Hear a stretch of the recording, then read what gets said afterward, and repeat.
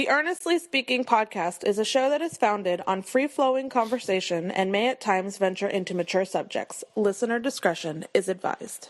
Yeah, Earnestly Speaking podcast.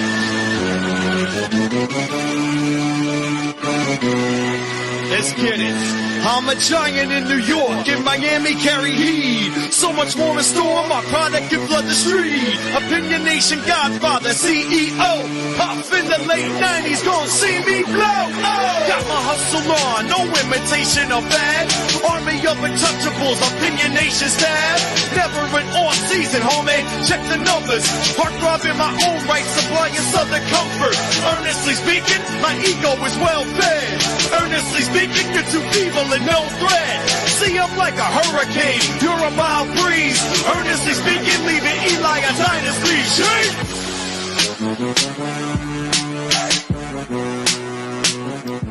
Earnestly Speaking podcast. All right. It is another one, the Thursday episode of the podcast.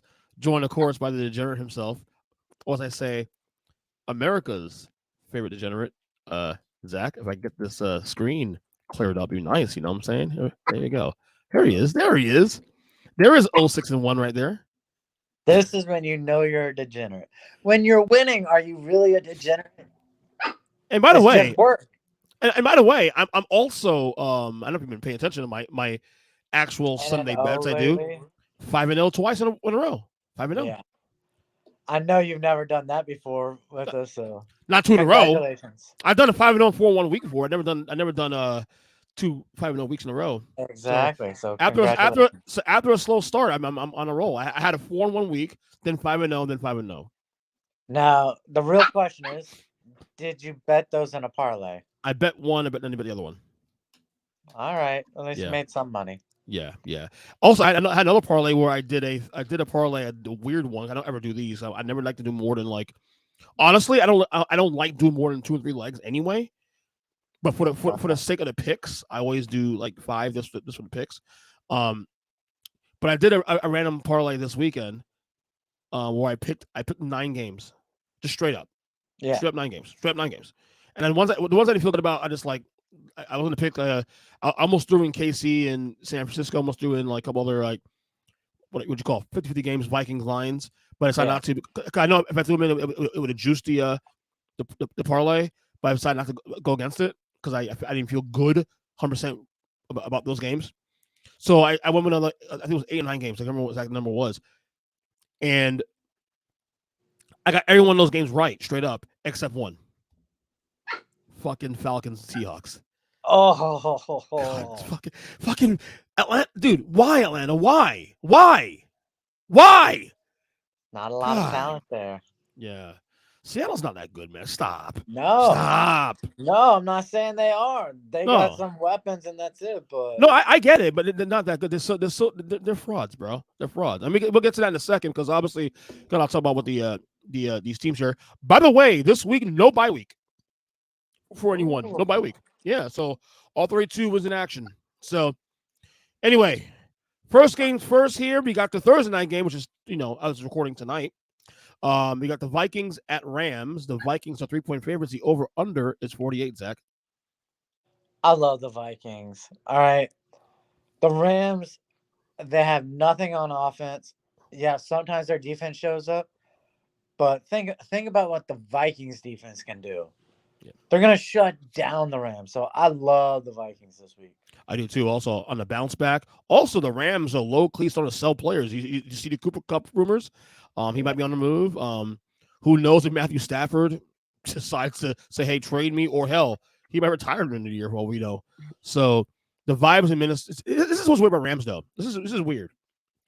Because now with the Niners injury situation and Seattle not being trustworthy, if Seattle loses this weekend, San Fran loses to Dallas this weekend. We'll get to the picks in a second for those 2 games. But then the Rams win on Thursday. All of a sudden, they're only a game back of first place in the NFC West. And the barometer of the West now, by virtue of the things I just mentioned, has lowered. So if you're the Rams, I would say hold off on selling just yet. If you win this weekend, if you lose this game this weekend, then it's pretty much over. So this is really a must-win for the Rams, honestly. And just to stay on pace with the division, because I think honestly this division only take one team to the playoffs, and I think the magic number is 9 to win this division, honestly. So, but that being said, who I like in this game, I like Minnesota to bounce back after losing to Detroit on a heartbreaking fashion on Sunday. So I don't know, we'll see what happens there. Anything else in this game? Anyone add? My only thought is it really the Rams trying to trade, or is it more of one of those mutual things of, hey, if this really goes sideways and you want to completely turn the roster around, I'm open to a trade. Could it be one of those things as well? Yeah, it could be. It could be. But the Rams hoard off all their assets to win a Super Bowl a couple of years ago. And look, for the record, it worked. So it was worth it. But most of their picks are about to come back to them, so it's okay. Yeah. But I get some more picks now. But they're not good. I mean, I don't know. I don't believe they're not good yet. I just think Stafford's beat up and Kupp can't stay healthy, and Puka Nacua has not. Has he played this year yet, Nacua? Not that I know of. Yeah, I watched the Rams games to really make that assessment. But anyway, next game, Sunday rather. It's the old Browns and new Browns. Ravens at Browns. Ravens are 9-point favorites over under 44.5. Zach. If Deshaun Watson was playing that -9, I would love the Ravens. But I feel like there could be a little rejuvenation of Cleveland. So I'm actually going to take Cleveland in the points on this one. Yeah, I am too. And for the same reason, too. Number one, the Deshaun factor. Number two, you got to figure James Winston is going to at least rejuvenate that Browns franchise a little bit. I mean, not for nothing, the Browns defense has been really good this year. Outside of the bad record, the defense has been actually really solid. And this is also a game the Ravens would actually play down to anyway. Division optics, a team much less good than they are. So this, I'm not saying the Ravens will lose this game. I think they'll win this game. Yeah. Although Zach, I'm going to say this though, it would not shock me if they did lose this game. Honestly. Really? It'd be so Ravens though, because the Ravens will look. They lost to the Raiders in week 2. Like this happens all the time. Oh yeah, no, they have those games where they think they're just gonna annihilate teams and they don't even show up. They play down the opponents all the time. This is what they do for years, and these are one of those games. And you add the divisional physics of it all on top of that. The Browns right now, I mean, they're right now up Schitt's Creek right now. Yeah, but give me Cleveland the points. Ravens win this game, but give me Cleveland the points here. Hi, doggy.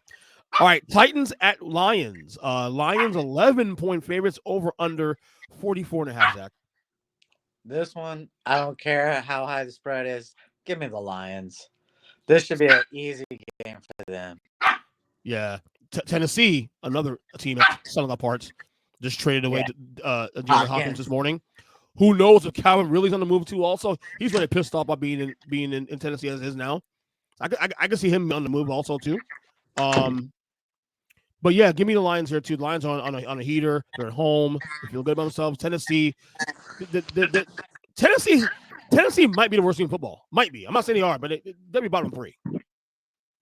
No, I agree. It's just bad up there. I thought Will Levis would, grow a little, but no, he's not the answer. Yeah. They'll be looking for a quarterback in the draft, definitely. All right. Cardinals at Dolphins. The Dolphins are 3.5-point favorites. The over under 45. Zach. Do we know if Tua's going to officially start? It sounds like it's going to happen. There's not an official word yet, but he took first team reps today. And it sounds like as long as he passes protocol, which I have no doubt that he will or won't. Give me the Dolphins. Yeah, I'm saying that's all I needed to know. Same here, man. I'm the same way thing. I got Dolphins as well too. If you're a fantasy veteran, if you're a fantasy player, this is the week Tyreek Hill goes off. I think. Oh yeah, both him and Waddle. I mean, yeah, you got to think they're going to be reinvigorated with having a quarterback come back. Yeah, I agree. All right, next one here we have Jets at Patriots. The Jets are 7-point favorites over under 40. Zach. The Aaron Rodgers experience, man. You care to tell the folks on this podcast, listeners, and people watching this show too, also on YouTube at youtube.com/Earnest Christian, about what you told me and Chris in the group chat yesterday about Zach Wilson? Go ahead. Zach Wilson played tougher opponents through 7 games last year and was 4-3. He had fewer turnovers than Aaron Rodgers. Like, Aaron Rodgers has 7 interceptions through 7 games. That's all Zach Wilson had last year. And we're trying to pretend like Aaron Rodgers is still the same old Aaron Rodgers when he's been in 3 years of decline. And his head wasn't even in this season to begin with going into it.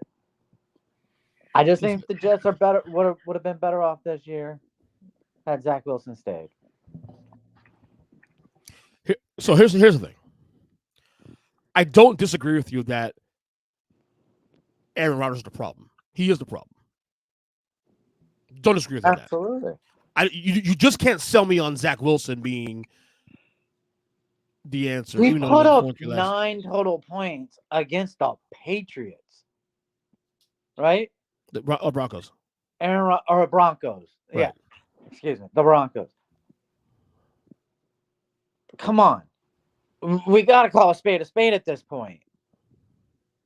So you're saying to me right team who you look at quarterbacks have put up more than 9 points against Denver, and we don't hold any of those quarterbacks in the same regard. Yeah. You're covering up the problem you found. Oh, shit. There you go. It's okay. It's okay. No, I don't disagree with you on Rodgers being the problem. He is the problem. You just can't sell me on Zach Wilson being the answer here. But I will say Zach Wilson would probably, for the value, you paying Aaron Rodgers what, $40 million a year, $50 million a year, right now. This shit, year? Yeah, some shit. That part I'll give you that. If you're gonna give me this kind of fucking performance, then just give me Zach Wilson again. For less. You know what I'm saying? I'll take my chance on that. I'll roll with you on that one. You could have rebuilt your entire offensive line with the money you're paying Aaron Rodgers, and still probably been able to bring in other weapons. Yeah. What you got this one? Taking the under just so I don't have to say what I think. Wow, for the fifth time in a row, we're on the same page. Under as well too. The Jets need a get right game here. I mean, this is the get right game. I would think. Let me ask you this real quick. One word answer is are they done? Playoffs? No shot. Or do Absolutely. You see absolutely not. It's over for them. Yeah, like I'm kind of there too. They should have been 5-2 at worst, and 6-1 is what they should have been at this point when you look at their schedule to start the season. Yeah, and Aaron Rodgers is the reason they've lost at least 3 of those games. No, I agree. No, I don't. I'm a Rodgers guy here, but I call spade a spade. He's been shit, and not just with his play, but his attitude also. It's one thing to have the attitude and this and that, and then I'm Aaron Rodgers. I can walk in the building, just do my thing, and that's cool. Yeah, fine. You could when you're playing well, but you can't be the same Aaron Rodgers. You can't be same asshole Aaron Rodgers and also not play well too. On top of that, that's a fucking problem. Yeah, the same. So I'm with you. All right, next one. Falcons at Buccaneers. Falcons 2.5-point favorites over under 46. Zach. I'm taking the Buccaneers. All right. I am not a believer in the Falcons. I don't believe they have any legitimate weapons other than maybe London at wide receiver. So I honestly believe Mike Evans is going to have a huge game. I mean, assuming he plays. Oh, he's been rolled out. Well, he has out. Godwin's out for the year, right? Is that official? Yeah. The Godwin ACL thing? And MCL, right? Okay, I didn't see the official word on that. I know he was a really bad injury. Evans got the hammy. He didn't come back to the game. Hammys are weird anyway. I'm assuming he's not playing. That's what I'm assuming. I mean, I could be totally wrong on this one. Either way, I don't care. I'd still take Tampa. Backup. Well, actually, to be honest, Tampa did beat Philadelphia without some weapons too. Also, so to be fair, no. These two teams are kind of mirror each other. To be honest with you, I mean, number one, the same division for starters, but also these teams week to week. 1 week you feel like, this could be a bracket buster in the playoff situation. Then they put up a shit game against, in Atlanta's case, against Seattle. You know what I mean? So I'm gonna take Atlanta on this one though, because they need to turn around here because after last week's crappy, whatever the hell that was, cost me money performance against the Seahawks, man. That was bullshit, man. Give me the Falcons here to win to cover 2.5 points in a competitive game. But I'm going with the assumption that Tampa Bay is not going to have those two receivers playing. So that's my opinion. All right, Packers at Jaguars. Packers 4-point favorites over under 49.5. Zach. This is going to probably be pretty ugly for Trevor Lawrence. He's going to be going against an actual defense. So I think Green Bay embarrasses Jacksonville. And this might be the camel that breaks the back of Doug Peterson's coaching career there. So you got Packers? Yes, sir. So this has a trap game feel to it for the Packers. And yet I think they'll win the game. But if I'm betting this game, I'm bet the over. I'm betting the over this game. Green Bay is tier 2 for me right now when it comes to Super Bowl and all that good stuff. And they're definitely on the way up. Jordan Love, he might be a top 10 guy in the league. I'm impressed. I'm seeing he's a little bit far-fetched still when it comes to some of those throws on the back foot. You can narrow those in a little bit. If you can cut back a little bit on the mistakes that he does, I think he's going to be really good for years to come. But I think the safe bet here is to take the over in this one from me. Jaguars, like I said, they're 2-5, and I know obviously rough start to the year. I think they're better than the record, honestly, but sometimes, like Bill Parcells says, you are the record is. I don't know if I disagree with that 100%. We'll see. This is a big game for Jaguars. If they can win this game and climb back to the playoff situation, we'll see. All right. Another intriguing game here. We have the Colts at Texans. The Texans are 5-point favorites over under 46, Zach. I love the Texans in this game. Mm. All right. As long as Richardson's playing quarterback, look, they're never going to be consistent on offense. They might get one or two big plays that allow them to score a touchdown, but I don't really believe they have any shot in this game. Yeah, I like Richardson though, but he's too sloppy. He's too one-trick pony, and maybe he needs to take a couple more weeks off on the bench and watch Joe Flacco. I feel like if the Colts start Joe Flacco, I might feel different about this game. Not saying the Texans will win this game, but maybe take Indy on the points here because Flacco could lead and move the ball down the field and is a little more efficient with the 2 also on top of that. But I think the tea leaves on that AR-15 will start this game. Therefore, I'm taking Houston on the points as well too. All right, this is my game of the week here. Eagles at Bengals. The Bengals are 2.5-point favorites. The over/under is 48. Zach. I want to take the Eagles because I'm kind of losing hope in Cincinnati. Every time I take them, they never show up. So Well, they won 2 in a row though. Yeah, but they didn't cover for me on one of them. Oh, it's about points. Yeah. Points. That's what matters in this game we're playing here. I understand that. The best the over. I like Bengals in this game. So this is the thing about the Bengals is weird. So starting year slow, right? First 5 games, whatever maybe. Offense played phenomenal. Outside week 1 against the Patriots week 1. Offense been phenomenal and defense been shit. Last 2 weeks, it's been flipped. Offense has been kind of mid, and the defense has been awesome. Can I get one Bengals team that actually shows up to have both? And by the way, I said to in the podcast, even when they're 1-4, I said this, that I'm got them going to the playoffs at 1-4 because you got Joe Burrow and those dudes, man. I just think the AFC was not defined in the wild card yet. There was no pullaways yet. 7 slots. Bengals are too damn good to just throw the dirt on them so that yet, man. So I think the Bengals win this game. They need this game, obviously. They need to stay on the gas. This is less to do with the Bengals. To do with the Eagles, rather. I think the Eagles are. I think things have cleaned up a little bit now in house for now with Sirianni and some of those things, the concerns we all had, since last year. For now, anyway. But I think for the sake of argument for this game and the desperation for the Bengals, give me the Cincinnati win this game. But I'll take the over. That's my best bet is the over. So all right. Next one here. This is Saints at Chargers. Chargers are 7-point favorites. The over/under is 40.5. Zach. I feel like the safest bet here is gonna be the under. All right. Even if Rattler can put up some points, he might be able to put up 10 to 13 against Harbaugh. I don't see the Chargers really scoring much. They haven't really scored anything all season, so just give me the under. Yeah, so I feel good about the Chargers winning this game. Let's be clear about that. I feel good about them winning the game. But it's a lot of damn points for a Chargers team that's not really explosive, you know what I'm saying? Yeah. So I think the best bet is taking New Orleans on the points. Oh, New Orleans in the points. All right. What's the thing? I still think they suck.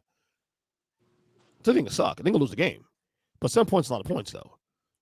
I mean, it's not that Chargers have a overwhelming home field advantage either. I mean, this is the Chargers. I mean, no one gives a shit with the Chargers. Mm-hmm. You know, so I'll take the Saints here in the points. Plus, make my wife happy. You know, because she's a Saints fan. So, yeah.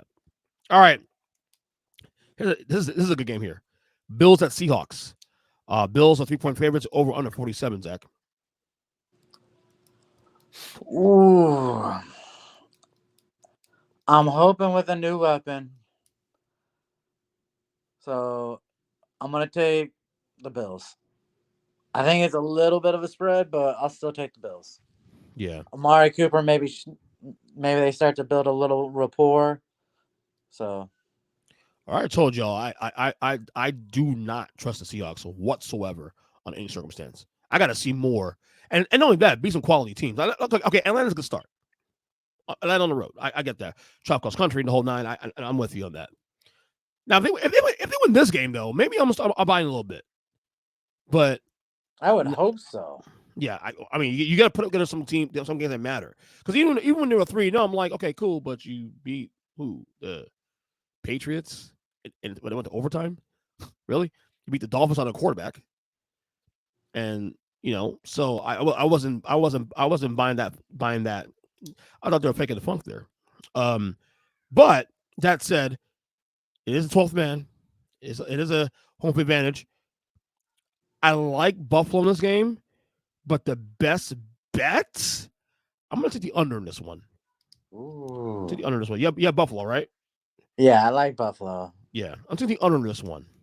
So. I can never do an under with Josh Allen on one side and DK Metcalf on the other. I mean, DK got nicked up, though, last week, though. I mean, maybe he'll play, but who knows how he'll be feeling. They have such an explosive offense at times. Yeah, well, what I'm saying, 1 week they have that, and the next week they play the Giants, and they don't do shit. So, again, I don't trust them. So, all right. Bears at Commanders. Bears are 2.5-point favorites. Over under 43, Zach. I'm so pissed off, man. We may not get the match we wanted for this one. Yeah. So pissed off. Jane Downs might be down for this game. I'd actually almost prefer he didn't play this game. Oh, it's smart. No, without question. Don't argue through the dude. No. If he's hurt, keep his ass out. Without question. So, because of that, I'm going to go with the Bears. I have no faith in what is it, Mariota? Yeah, I mean, he looked good against Carolina last week, though. It's Carolina. I get it. No, I'm with you, man. I'm not taking Washington any circumstance here. But I think the best bet's the under. Yeah. Chicago, I mean, we've seen a couple good Caleb games there, but let's slow down a little bit, make sure. Let's see a couple more weeks of this and see if this is real. The problem is Washington has almost no pass defense. So that too. But I'll take the under in this game. So, all right. We got Panthers. We got Carolina. Panthers at Broncos. The Broncos are 10-point favorites. Over under is 41.5, Zach. That is just way too high of an over. Against Carolina? Yeah. Carolina's going to score that many points to even get close to 41. You're telling me they're going to score 13 points, 16 points, 17 points? Come on. And that's also assuming Andy Dalton plays this week because remember he had a car accident yesterday. So, I mean, he was okay, but I'm not sure if that's going to prevent him from playing. There's no one word yet on that situation, but who you got, Noah? Who you got? I got the under. I do too. I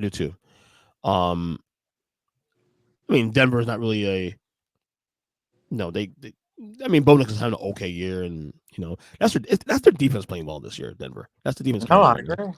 So, but give me under this one. I like that. All right, Chiefs at Raiders. Chiefs are 10-point favorites also. Over under also 41.5. Zach. Do you think Hopkins plays this week? Yeah, why not? Why wouldn't he play?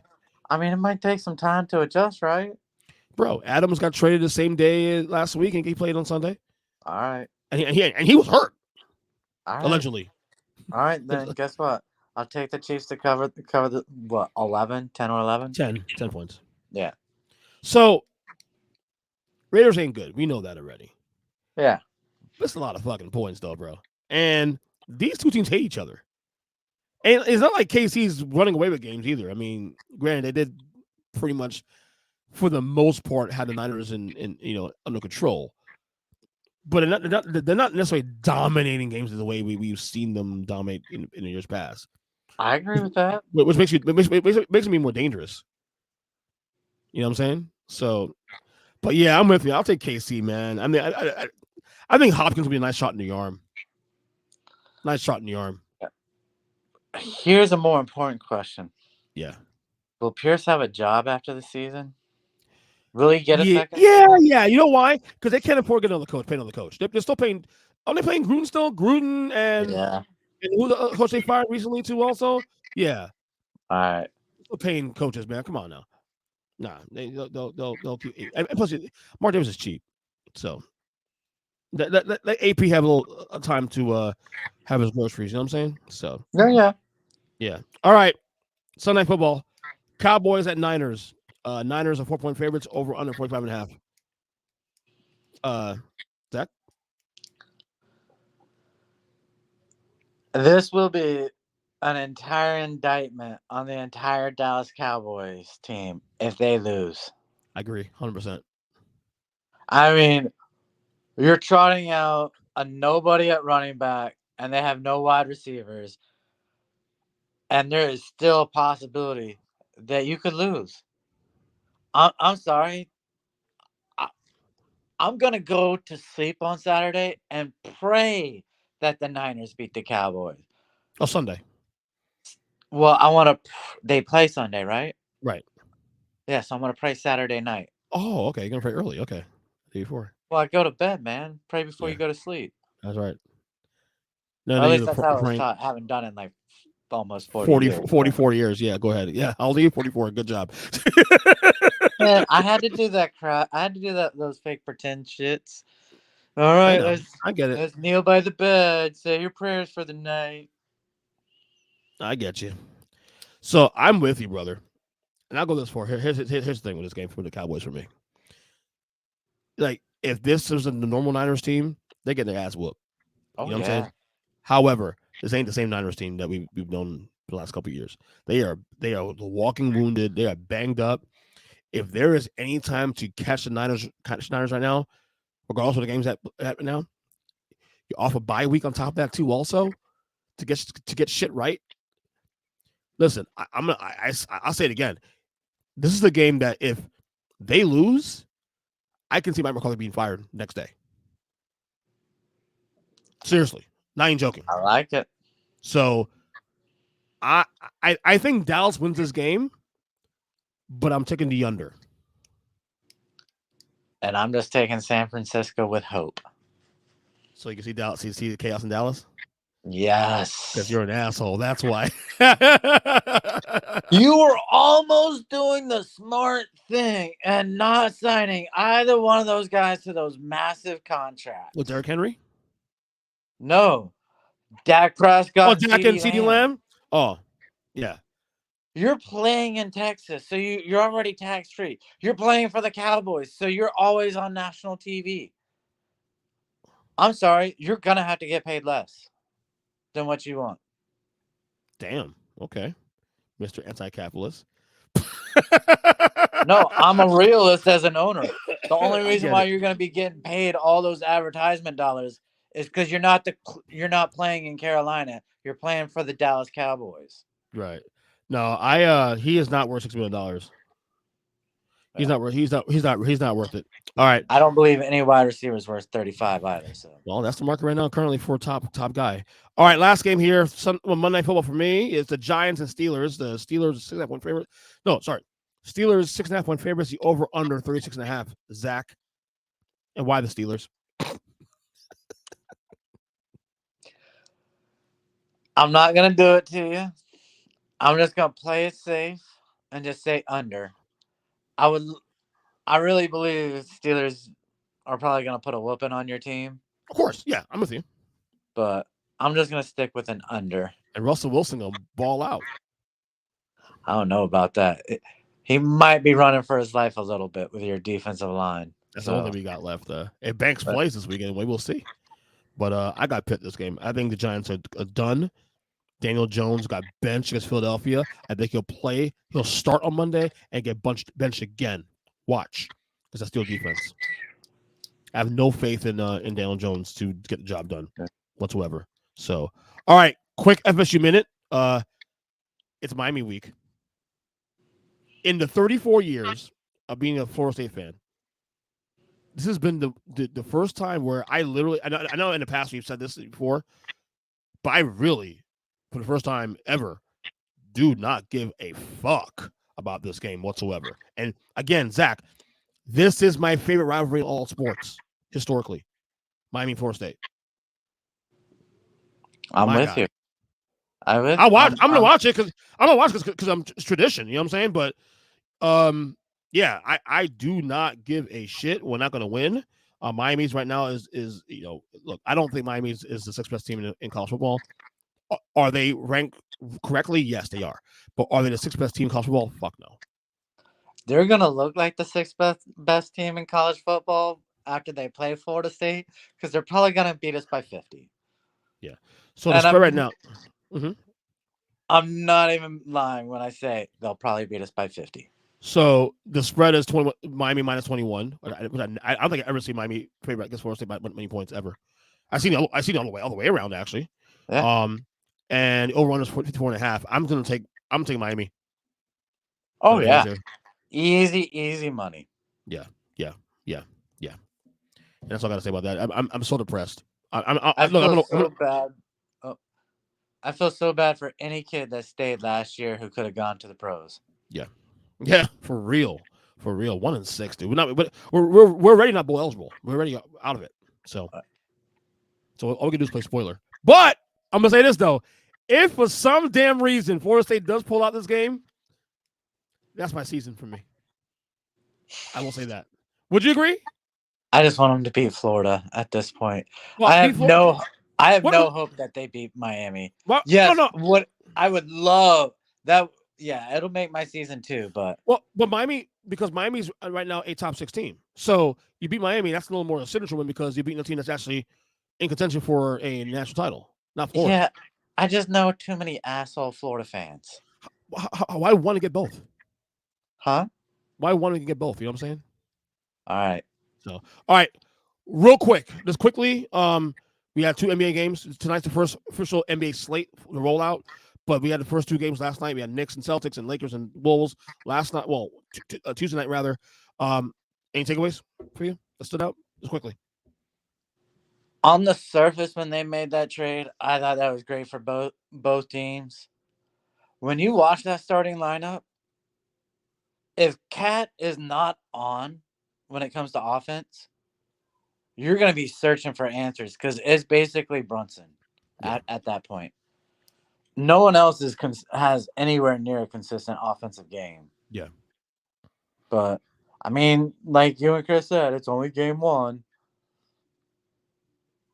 Yeah. But when I saw it out there, game 1, that was all I kept thinking is, wow, there really isn't a lot of offense out here. Yeah, Jason Tatum. I mean, look, you already know how I feel about Jason Tatum. Like, to me, he's a top 10 player, probably close top 5. But the thing is you already know this narrative of me and the dog or lack of dog, all that crap. But last night, 36 points. Is this the year where because I already said, we said on a season preview last week, you know, if there's a guy who should have a chip on the shoulder more than anybody in the league right now, is that dude. Again, your team has been disrespected all summer long. As a defending champion, you go to the Olympics and you have multiple DMPs as a NBA champion, top 5 player, first team All NBA, and Steve Kerr and wrongly so, doesn't find you minutes in certain games. Get the fuck out of here, dude. You should have a chip on your shoulder this year. Oh, So absolutely. if Tuesday night was a sign of things to come, this year, y'all need to blame Steve Kerr for that shit. Just saying. The LeBron Bronny thing. I mean, look, it's a nice story, and it's good for one night. I'm very tired of hearing about it. Let's go. Let's move on. You know it's not going to move on. They will talk about it every single game this entire season. It was just. Well, Anthony Davis had a great game last night. Ever has even a 10-point game, it's going to be like, see, LeBron knew everybody was wrong about his son. And by the way, Anthony Davis balled all that. By the way, I know, again, one game sample, but this is why I had AD over LeBron on my rankings this year. Last night, 36 points, and no one's talking about it. Yeah, that's why I should have been ahead of him last year too. But Probably. AD has been the only reason why the Lakers win for the last 2 years. Yeah. When it gets playoff time, if AD isn't crushing everybody, they fall Lakers apart. had no shot. House of cards fall. I agree. Anyway, Zach, good luck with your picks this week. First win this week, maybe. We'll see. Yeah, I doubt it. Hey, watch Pablo put up 30 tonight. All right. Oh, real quick. World Series prediction. What you got? Oh, I'm taking the Dodgers. And how many games? I mean, I want it to be a sweep in my heart, but I think it'll be 5 games. Okay. All right. Well, I got Mike coming on the show. We're gonna talk the World Series right now. So you know all how right, buddy. much I hate the Yankees. I hate both teams though, but I'm probably rooting for Dodgers in this series, most likely. Oh so, yeah. All right, buddy. Way Talk to to go, you soon. Shohei, for leaving the Angels. That's right. Later, bud. Later. All right, joined here by Mikey B, as we have now approached the World Series finally starting in 2 days. Mikey, what's up, bud? Oh, just trying to figure out exactly what the hell is going to happen in this World Series. Isn't the World Series that we all hoped for? Not really, but I certainly didn't ask. I mean, hoped for, no, but if you thought that this wasn't the leader in the clubhouse for what was actually going to be happening, then you live under a rock. This was the two teams favored, right? The betting odds before they started with Yankees, Dodgers, whatever order it was. Yeah, Yep. Yeah, so look, it is what it is with this one at this point now. I think when we did our bracket challenge back in I think 3 weeks ago, before the playoffs started, I had Dodgers and Orioles. You had Orioles. I think I had the Tigers. I think I had the Orioles beating the Tigers in the American League. Right. And then I think I had the Padres. No, you had Philly. I did have Philly. You're right. I did. You had Philly win the whole thing. I did have Philly to win the whole thing. You're absolutely right. You rang the bell. I did, and then unfortunately the bell rang and they got punched right in the face. So, all right. So I guess keep it real simple. Because I can't find an advantage here, I guess, in this series. Because you were correct on one thing about the Dodgers in the playoffs. If there's one way to get to them, is their pitching staff is hit or miss. And granted, they had a stretch. They had a stretch though for 3 games between the end of their series against San Diego and then of course the start of the NLCS where they had, was it 30, 31, 32, 33 scoreless innings. Mm-hmm. And then the Mets after game 2 found a way to jump on them a couple of times in that series. Is that the same situation you think for the Yankees? If they're going to beat this team, jump on the pitching early and force them to make it a hitting duel? Well, I mean, honestly, I don't know that you want to get into an offensive slugfest with the Los Angeles Dodgers. Top to bottom, this lineup has actually found a way to get better, and that's weird to say out loud because you're thinking to yourself, how does this lineup get better when Shohei Ohtani and Mookie Betts are hitting 1-2? And how does it get better when Freddie Freeman's got a rolled ankle and Teoscar Hernandez is striking out at an average of 1.75 times per playoff game? And it's because of guys like Tommy Edman, who everybody thought was a throwaway trade at the deadline, who has turned into arguably one of the best power hitters in baseball during the playoffs. Killed my team. That's random thought process. Yeah. Max Muncy swung the bat well. Gavin Lux against righties has swung the bat well. Mm-hmm. I don't necessarily know that you want to get into an offensive slugfest. I think if you're the New York Yankees, you have to think to yourself, the way that we win this is by doing exactly what we did against the Cleveland Guardians, which is getting the ball to the next guy without allowing the big inning to occur. If a team is going to score a run, you're okay with it being one. Don't let one turn into three. Right. I thought the pitching was actually really solid this series against Cleveland. It had its very good moments. It had its very questionable moments. Looking at you, Clay Holmes. Yeah. But when you look at it from the perspective of what happened, and honestly, I'm going to sit here and tell you that on October 23rd, 2024, as I record this to say this out loud, the Cleveland Guardians exceeded expectations because that offense is not as good as it looked on paper. Right. That offense needs a couple more pieces, and that team would have given the Yankees, I think, a better run for their money. But that being said, they took every punch that Cleveland had. I'm not going to sit here and bullshit you. There's a lot of old Yankee teams that would have crumbled and died after Noel hit that home run and then Fry walked it off. They would have lost the next game. They would have went to New York and they probably would have lost that one, and we would have been talking about Game 7. And I have a lot of friends who are Yankees fans, and in a group chat with them, and it's, man, Aaron Boone is the worst, and Aaron Boone can't figure this out, and Aaron Boone can't figure that out. Well, Aaron Boone pressed the right buttons at some point in this Cleveland series because sure did. They didn't do what Yankee teams of the past have done, which is fold up and go home the minute that someone applied pressure. Yeah. I thought also in Game 5, look, Soto gets all the credit, and we'll get to him in a second, for that big run, the big 3-1 home run in the 10th inning. But to me, I think just as important as that home run was the Yankees bullpen was solid in those late innings, like killing them. I mean, and here's the thing, and I don't want to take away from anything that that bullpen has done, but let's talk about what led to that. The Cleveland Guardians defense had been the thing that had gotten them to this point. They had allowed guys like Matthew Boyd, Tanner Beebe, and a couple of the other starters that pitched in this series to get the ground ball. Yeah. Well, they got a ground ball, and Brian Rocchio tried to do too much, and it caused the error. And then obviously the Yankees did the thing that they're going to hope the Dodgers don't do, which is turn a 1-run inning into a 3-run inning. And it ended up being the backbreaker. Now, the Yankees bullpen, for all intents and purposes, has been arguably lights out with the exception of Game 5. But this is where I'm going to play devil's advocate. Yankee fans, I want you to listen very clearly to when I say this. There's a reason why Luke Weaver is a ex-starter turned bullpen guy who has bounced around from team to team to team. There's going to come a time where something is going to happen.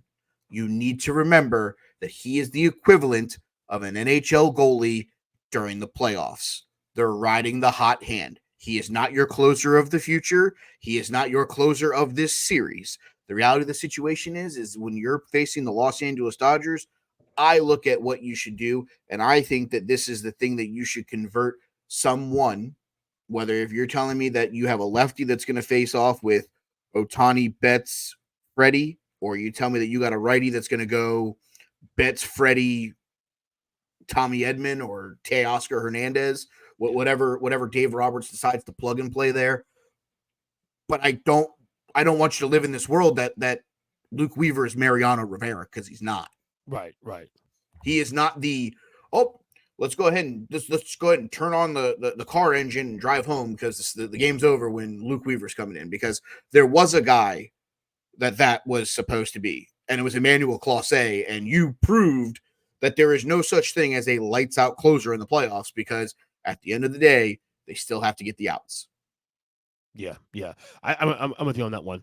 Just plug it and play this point and makes it work. So 4 to 7 games.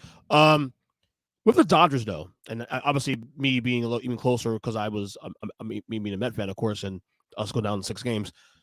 it's so weird that the people who killed us in that series in the end wasn't even the stars. Like Shohei had his moments early in the series. Mookie had a couple spots here and there. I know Freeman had a home run in game 2, but the folks that killed us were the ones that we weren't thinking about. The Max Muncies, the Erdman, was the other guy, the kid that killed the games. Edmund, not Erdman. The pick up from was he in St. Louis early in the year? He was a member of the right. Cardinals. Those are the guys that killed us, man. It's like that's how dangerous the Dodgers are. It's like you're so focused on Shohei and Betts and all these stars, but those other guys are the Hernandez and stuff. Those guys are almost as dangerous, man. And that's what makes that team special. Well, I mean, let's peel back the layer here, and I've talked about this, off air to numerous friends in the bubble. They got Teoscar Hernandez for $23.5 million. He took less money to play for the LA Dodgers. That's not money in California. That's fucking crazy. And here it is. Here's the thing. If he goes out and has himself a good World Series, he's going to be somebody's fallback plan because the contract that he signed in LA was a 1-year deal. There's going to be a team, potentially the New York Yankees, that miss out on Juan Soto, and the fallback option will be Teoscar Hernandez. Because at the end of the day, he's proven in his 1 year in Los Angeles at the age of 31 that he can hit the ball anywhere. There was the argument, he can't hit outdoors. He's great he was great in Toronto because it was the dome and it was climate control. Bullshit. Teoscar Hernandez can hit. It doesn't matter if you put him in a dome or it doesn't matter where you put him.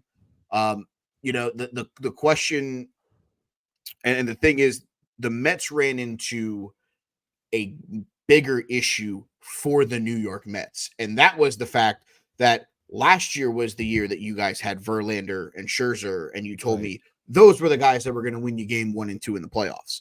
Yeah. You didn't have that in this run. So the fact that you got past Milwaukee was impressive. The fact that you took the Dodgers and forced their back against the wall at points in this series is absolutely impressive. The fact that past Philadelphia. That's 4 games. Getting past Philadelphia. All of those, vastly impressive. But the reality of the situation is this. Sean Manaea cannot be your number 1 in the playoffs. No. And I get it. Kota Senga should have been there, but the injury. Well, guess what? You had a trade deadline just like every other team did. And the Dodgers are going to wheel out their trade line acquisition game 1, and that is Jack Flaherty. Do I agree with it? No. Do I think it should be Yoshinobu Yamamoto? Yes. Do I think it's going to matter? No, because I at the end of the day, I think this thing was going 7, whether I started or you started for either team. Right. I think this is going to be the old school knockdown, drag out. Each team's going to take each team's best punch, and to steal the line from Huddle Up a couple of days ago. Whoever has the ball last is going to win. So Flaherty, you mentioned too. If he starts game 1, no, game 1 against the Mets, he pitched a shutout, eight innings, I believe it was in that game. He was fantastic in that game. Then in game 5, he was absolute shit.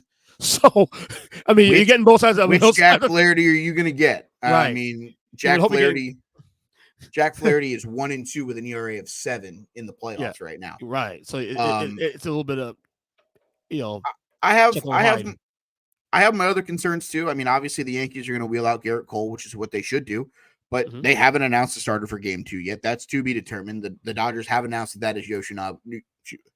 Easy for me to say. Yoshinobu Yamamoto. Yeah. So I mean, this is one of those where I have some internal questions on where I think that they have this breaking down the way that I think. So I'm intrigued to see what the final rosters look like once those get released, because I do think that there's going to be a change or two on them. I think the Yankees are not going to keep all the pieces that they had on there on the bat side because of the injury to Rizzo. I think they're just going to ride with him and John Birdie at first base. So I think one of those bench players may get kept off to then keep to go put another pitcher on. those probably won't be released until Friday morning, if I had to guess. Mhm. I don't know that there's any moves that I think the Dodgers are gonna make. That's gonna change this. I think they're probably just gonna wheel that same roster, plus or minus if somebody maybe got hurt or is fatigued or something like that. But I don't necessarily see, I guess, anything else. I know the real question right now, the three names that were left off of their NLCS roster: Miguel Rojas, the former Marlin, who tweaked his side or his hand. I don't remember exactly what the injury was. Left-handed pitcher Alex Vesia, and then righty Brusdar Gatterall. For those of you that don't know, that was the add-in piece on the Mookie Betts trade. Kind of a pretty good throw-in piece. And I think, I do think that they find a way to get at least one of those pitchers into the roster. I just don't know which one they're going to go with. I don't know if it's Gratterall, who hasn't pitched since I think June, Vesia, who pitched early in September before going out with an injury. So I have some concerns. I do, but I think I have concerns both sides. This isn't I'm only concerned about the Dodgers and the Yankees have everything figured out. So I think that's something we gotta.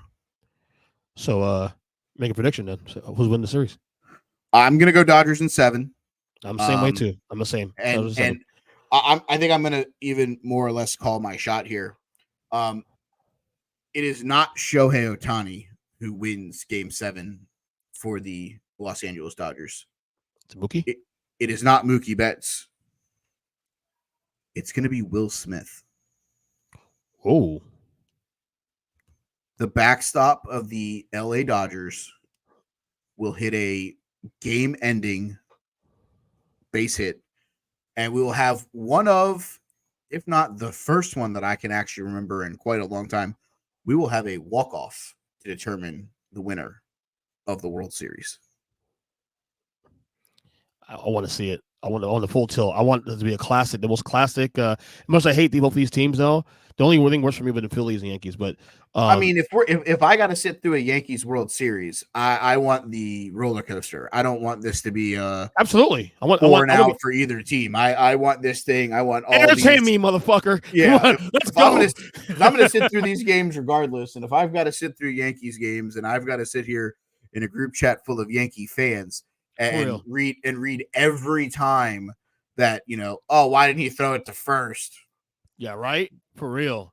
I'm with you, man. I got Dodgers 7-12 too for this. I don't know if I'm that bold to take Will Smith as the reason they win it, but I'll take that, and I'll take MVP. I'll go Hernandez for MVP. I think if there's a guy, obviously Shohei's the name is Mookie. Same with Freddie if his ankle holds up, but I think they're going to be very cautious about going after the two at the top if Freddie's in the lineup, hoping. Is he playing? He's playing, right? They're saying that he's a go. If I'm Dave Roberts, I don't know that I have him batting in the 3 spot because at this point you're telling yourself any ground ball's a double play. That's true. Because he's not beating anything out. He played game 2 because he hit a home run that game. Yeah, no, and I think he played everything with the exception of game 6 or game 5. No, he missed that. He missed most of the series. Actually, I think he missed. I know what I'm saying but it was also predominantly lefty pitching, right? And I know he sat the last game out against Manaya, and they came out and said it was a mixture of the ankle, the traveling from East Coast to West Coast, and the lefty. It was a little bit of everything. Dave Roberts decided that route, figuring give him the extra day, let it heal, and then if we need him in game 7, we obviously will have Freddie and give him a cortisone shot. He won't feel a thing. It's not all the rest, though. So he hasn't played in over a week and a half now, so that should help him. We had a week off here. It depends. See, it depends. Ankles are hamstrings in baseball. That's true. Because you use it everywhere. You take the step to swing. He's playing a position where he moves on his feet based off of every throw that gets thrown at him, stretching, bending, etc. This is one of those things where I wouldn't be surprised if they come out after the World Series and they're like, oh, hey, by the way, he had minor ankle surgery to clean up the fucking debris in his ankle. Like, I really wouldn't be surprised if he's literally playing through what would have probably have been a 6-week IL stint if this was the middle of June. Yeah. All right. Is Soto getting Shohei money? That's a lot. I say no. I don't see it. I don't know that he gets to Shohei. I do think he's going to get a Brinks truck backed up to wherever his postseason or his off-season residence is, whether it's from the New York Yankees or whether it's from insert team here. I think he's proven it in this playoff run before playing in a World Series game. He already has a World Series ring as a member of the Washington Nationals. Let's not forget about that. The guy has proven that he can do it on the biggest stage. Mm-hmm. I don't think we have to question that. But at the end of the day, I'm looking at it right now, and according to Spotrac, one of the apps I use for contracts and salary caps and things like that, they're saying 14 for 530, which is 37.8 annually. And he's what, 26? Yeah, and if I'm him, I wouldn't sign a 14-year deal. I'd tell you to shove it. Unless you do a 14-year deal with lots of opt-out clauses in there. Oh, you'd have to load that thing with opt-outs, because I'm going to tell you right now, if I'm Juan Soto, I'll take 8 for that same annual. Yeah, 8 for let's see, 40 million. It's 8 for 320. After year 6, and then get another bag. That's what I'm saying. You want Juan Soto, you got to pay Juan Soto. Yeah. And if Juan Soto wants to be a free agent after year 6, what are you going to tell him no? Because someone's going to tell him yes. His age works for him too. His age absolutely works. Correct. For him. That's the ace in the hole that he has that a lot of free agents haven't had, is the fact that he is this young. Great segue, because P. Alonzo, his age works against him now. I believe he's 31 right now, if I'm not mistaken. Oh, close to. Maybe he's 29. Maybe he's 29 years old. Pete is currently 29. He turns 29. Okay. He turns 30 in December. Yeah. His doesn't work that bad against him, but this has to be the contract where he goes all in on himself. So he has to have a little bit different of approach than Soto does. And that's why I think that if you're Pete Alonso, you've got to be the first guy to sign. Yeah. You've got to go tell teams that are on both of them, it's me or it's him. Because there's going to be a team that's going to sign Pete Alonso for 7 for 200, an average of $29.5 million a year. And to be brutally honest with you, I wouldn't be surprised if he goes to a team that isn't a playoff contender for the first couple of years. If they offer more of the bag than Mets do. And here's the thing too. And here's the thing with Alonso too. He's a hit or miss guy. He's a power hitter. He hits 40 plus a year or close to that. But he's a sub 240 guy also too. So you're paying, and the thing is, if you're paying, let's say Alonso gets a 5 or 6 year deal, for example. Mm-hmm. How much of that you got to do the math here? How much of those 6 to 7 years are you getting top level play at age 30 plus? Well, that's the question. The good thing is the National League now has the designated hitter, so you get more out of him. That's true. If he goes to a team that is in need of both first base and DH, and I'm gonna mention 2 teams out loud. One of them, I don't think there's a shot that he goes to, but I think you have to think about the team because of what they have. Okay. That is the Miami Marlins. Played at the University of Florida. Has friends and family in the Florida area. And if his contract with no state income tax, that now makes that contract equivalent to even more money in New York and California. I say California because the other team that I am going to tell you that should be on the lookout for him, the Los Angeles Angels of Anaheim. And you're going to say that. And you're going to say that. Because they haven't spent money. The Pujols deal is starting to slowly come off the books. Yep. And here's the deal. if you're going to keep wasting Mike Trout, trade him. If you're not going to trade Mike Trout, build around him. How do you build around him? You bring in Pete Alonso, you bring in 3 or 4 starters, and you rebuild this thing now, because the reality of the situation is this: Alex Bregman, free agent. Justin Verlander, probably going to retire. Houston has an issue where they're going to lose more pieces than they're going to be able to add. The Seattle Mariners have proven you can build a great rotation in the American League West because they did it. Luis Castillo, George Kirby, those guys. Nope. Can't make the playoffs. Texas, defending World Series champions, lost like 85 games this year. You know, there's a division that's wide open right now. Hello, American League West. So, I mean, I look at it from the perspective, there's a lot of pieces, you know, and I've looked at the free agency, just the whole bubble. Corbin Burns is a free agent. Garrett Cole can opt out of his deal with the Yankees. Willie Adames is a free agent. Shane Bieber, the former Guardian, coming back from Tommy John surgery, he's a free agent. He'll be ready for opening day. Yeah. There are a lot of pieces here. So I look at it from the perspective of there are probably 3 teams in Major League Baseball that have a real conversation to be had with Juan Soto. There's 30 teams that have real conversations to be had with every other free agent in the market. So you're saying that P. Alonso's market's a lot bigger we give credit for? I think it is, because here's the deal. If you're going to tell me right now that the Milwaukee Brewers offer him the money to go play first base for him, because that was kind of a black hole for the Brewers. You saw that firsthand. The first baseman production was not good for the Milwaukee Brewers. The Baltimore Orioles, if Anthony Santander decides to leave and you could put Ryan Mountcastle in the outfield, or you trade Ryan Mountcastle and you bring up one of the prospects, I think they're a team that could use the power bat. You saw that. Cool. Gunnar Henderson hit a lot of home runs out of the leadoff spot. Didn't hit a lot of home runs in the playoffs. Adley Rutschman did hit a lot of home runs in the playoffs. They lacked power in the playoffs. So, you know, obviously I think their first priority is Corbin Burns, but that's neither here nor there. Of course. But, you know, there's other pieces available. You know, if you're going to tell me, and I'll use the Boston Red Sox as my example because I am a Red Sox fan. There's an issue right now. Masataka Yoshida, they brought him over from Japan. They said he was going to play the outfield. He's been the primarily designated hitter.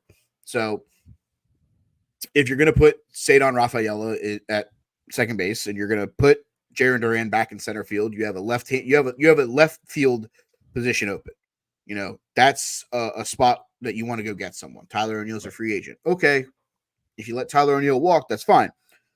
Just looking at outfielders that are available, you know, and this is, like I said, just outfielders, you know. I don't think I can do it on here. Oh, there it is. Soto is obviously the biggest name on the book, but Cody Bellinger, who's 29, is a free agent. Teoscar Hernandez, 32. Conforto, Haniger, Santander, Verdugo, who you could get back if you really wanted to. You know, there's so many pieces here.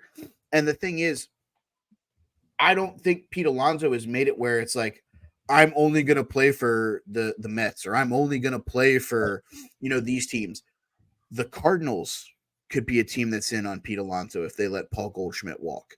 The Diamondbacks would be fools to not have a conversation to put him around Corbin Burns and Ketel Marte and Inahilio Suarez and the pitching that they have to potentially make a run at facing up against the Dodgers. Hell, let's address the big elephant in the room. The fucking San Diego Padres had Luis Arraez playing first base for them. Put Pete Alonso in the middle of that lineup with Tatis and Machado. Good luck, guys. Ooh. Good luck. There's your hopefully, well, Padres Dodgers goes up a notch. You might want to pencil that in as the NLCS for the next, I don't know, at least 3-4 years, at least. Yeah. Okay. Well, we'll obviously keep an eye on that situation there. I think Alonso has a value. I think his value to the Mets really more than anything else is locker room. He's well liked in the locker room. And I think that's the reason why I think, while I agree that I probably would prefer Soto to be here in the Mets, if that would be an option for the Mets, I do agree. I do also believe in locker room synergy as well too. And Alonso, and that's a great locker room with Alonso there. So that's that. I mean, I think he's a fantastic locker room guy to have. Yeah. especially with him and Lindor together, they have such good chemistry together. Yeah. It's one of those. I think that they have great chemistry together. So I mean, I agree with everything that you say on that one. Right. Okay. Two things to get out of here quickly. Big Bengals fan, of course. Guys are making the soul climb back up. I said it. I told everybody this. Even at 1-4, they're going to the playoffs. They're going to the playoffs. But I like to see a Bengals game now where the offense and defense both play well for once. You get the first half part of the losing streak where their offense playing lights out, but the defense sucks. And then the last two games, the defense has been playing great, but the offense kind of meh. So Bengals, Eagles. I like Cincy this week. Yeah, I mean it's been frustrating. I think that's the word I use because you sit here and you look at it. Joe Burrow's been pretty goddamn good this year. Pretty fucking awesome. Yeah. It doesn't get the credit that it should get. Because there are other quarterbacks, including Lamar Demetrius Jackson, who are playing better than Joe, especially in the division. But you're living under a rock if you don't think that Joe Burrow's been great this year. Sixth most passing yards, 15 passing touchdowns, only 2 interceptions. Yeah. Oh, and by the way, he played the first 2 games of the season without T. Higgins. Yeah. The offense is slowly starting to get it back together. I'm more than content with being okay with the way that those guys are playing right now. I'm all in on it. I think they win this week. I think they've proven that they're here to stay. I think the big thing that you have to look at right now is, are they getting enough out of Chase Brown and Zach Moss? I think that's the thing when you look at this team that you have to really press on. Right. I'm with you too. I see win this game as well. One last thing also a big Celtics fan. The season's NBA season started last night. Celtics, wow, 29 3-pointers last night in that first game. I've been saying all summer long, if there's a player or a team that has a chip on its shoulder or should have a chip on its shoulder, even while being a defending champion, it's the Celtics. And I think Jason Tatum, especially too. Given what happened this summer, he doesn't win Finals MVP. There's a lot of people think he's a great player, obviously, but not a top 5 player. Who knows? And then the Olympics happen, and he gets DMP twice by Steve Kerr, which I think was utter bullshit. I think it was any guy and any team that has a chip on the shoulder, it's Jaylen Brown, Jason Tatum, and that Celtics squad. And if what we saw against the Knicks on Tuesday is a sign of things to come, good luck. Yeah, and I guess let's address the other elephant in the room. They still don't have Kristaps Porzingis back yet. Yep, exactly. They'll get him back at some point, and that was back in April. I mean, I will say the anomaly here is I don't think that the Knicks will shoot that bad all season. They played horrific defense. I honestly don't think the Celtics shoot that lights out all season. Well, I mean, of course. It seemed like they were hitting things that I didn't even know that they were even able to shoot. But to be fair, though, Boston always hits about 15 a game, though, of these things a game, pretty much. I'm okay, but I'm watching like Sam Hauser hitting step backs. Going, all right, man, right? Calm down. All right, what are we doing here now? Right. Calm down, Sam. Yeah. But I mean, like you said, if there's a team that's got a chip on their shoulder, and it's weird that you say a defending champion has a chip on their shoulder, which is fucked up. But if there is a team that does, I think it's this Celtics team. And I think it's, like you said, it's Tatum and Brown. Everybody else on that roster has gotten their flowers. Jaylen Brown should have been on the Olympic team. Correct. Look, no, shout out to Derek White, whatever. That should have been Jaylen Brown's spot. I'm sorry. It's that simple.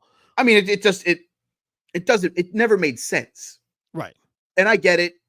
Derek White probably fits the Steve Kerr offense. The Steve Kerr defense more or less. Right. But even then, how many minutes did Derek White average in Olympic play? And he played more than Jason Tatum did. That's the worst part. Bullshit. And that's because Steve Kerr only worried about the defense, which is the problem. Guess what, Steve? You're going to be the one.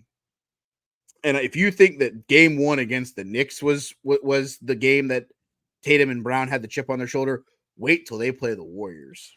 I say we should pray for a Warriors Celtics finals, but I don't think the Warriors get to the playoffs nonetheless. So I mean, honestly, here it is. Life without Klay Thompson. Let's see what the rest of these guys really have going for them moving forward. I get it. You still have arguably the greatest 3-point shooter of all time in Steph Curry, but another year of an older Draymond Green. Yeah. James Wiseman already got banged up. Yeah. No, they also, and I think also they're the Warriors. We got to see the Kuminga. We got to see the Kuminga elevation. We're not seeing it yet. So I don't know. The Warriors they're cooked in my opinion. They might be barely a play-in team this year, in my opinion. So well, I mean, you got to remember the West right now. You have the top teams in the West, but you also have to remember like the Timberwolves are going to need a couple weeks to gel because it's not Cat anymore. It's Randall and DiVincenzo. And I watched that game last night. Yeah. There were parts of that game where those guys are still trying to learn how to play with each other. So I'm not going to say that they're DOA. I agree but on that one. But I do think when it comes to Golden State, I don't necessarily know that they're dead, but they're going to need some help to get in the playoffs. Yeah. That said more about Boston just being hungry and they ain't fucking around this year. So we'll see. Anyway, follow Mike on Twitter at They Call Me Burn, BERN. Take the Wrestling Podcast, Huddle Up Podcast every Tuesday. And I'll see you next Tuesday, brother. Okay, bye. All right. On the line with us here for the last time of this podcast. Of course, 1 year later, Big Jim James Nies, Rob the Genius, Rob Bonnette here with us as we kind of continue our political talk from last year. I think around this time, look at this guy. Look at Woke Jim. Look at that. Woke Jim with Harris Walls on the wall right there, buddy. Show him the we have the short screen here. So you have the Stop Trump on the other side, I think. Right there. Why'd you put it in your yard, bro? I don't get involved in the yard sign game. Oh, you don't? You're not part of that. Okay. There's only one person on my street that has a yard sign. It's a Trump one. It's like 4 doors down from me. Nice? But honest to God, like we have the street I live on is only about like 2 blocks long, really quiet. Everybody gets along. Like I'm well aware that I think probably everybody on my street is a Republican. But like my direct neighbors, we get along with them great. I don't think they're super mega. They're just older. So like they're just Republicans because they always have been. In fact, like during the pandemic, I remember talking to them and like somebody they knew was like a nurse and was going to lose their job because they weren't going to get the vaccine. They're like, they're a fucking idiot. So like they're Republicans, but they're not, they're not way off the reservation. Do you have any friends that are Trumpers or MAGA-ites? I have a few. I have a few. There's a few that like they don't really talk about it. We don't really talk about it. I think like it's just kind of that thing. It's like we're both aware of your leanings, what each other believes politically, and we just don't really touch it. Rob, what about you? You have any friends of yours that you're close to that are on the other side of the aisle? I know a couple of people who are who do that whole they're all bad and that kind of thing. I don't really have any friends who are like straight up MAGA believers. I know some folks who vote Republican because they've always voted Republican. As far as I'm a couple of family members who have bought into some of the tinfoil hat stuff, but honestly,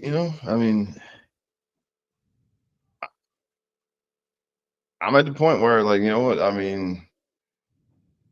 I can tolerate you if you do that, but it's getting to that point now. I don't care to hang out with you, and if I know that's what you're doing, if I know that's what's important, because look, you're not voting for tax cuts here, okay?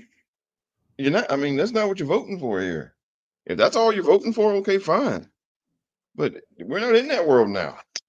Well, the things I've noticed too, and for the record, for me, in my personal, this is, I think for me, I think of the 3 guys here, I'm probably the one who has probably the most diverse political, surrounding of friends. And I would say equal measure, I have close friends who are very right-wing guys and also very left-wing guys. And I get it from both ends, so I have a kind of a nice ear to what the frame of mind is there on each side.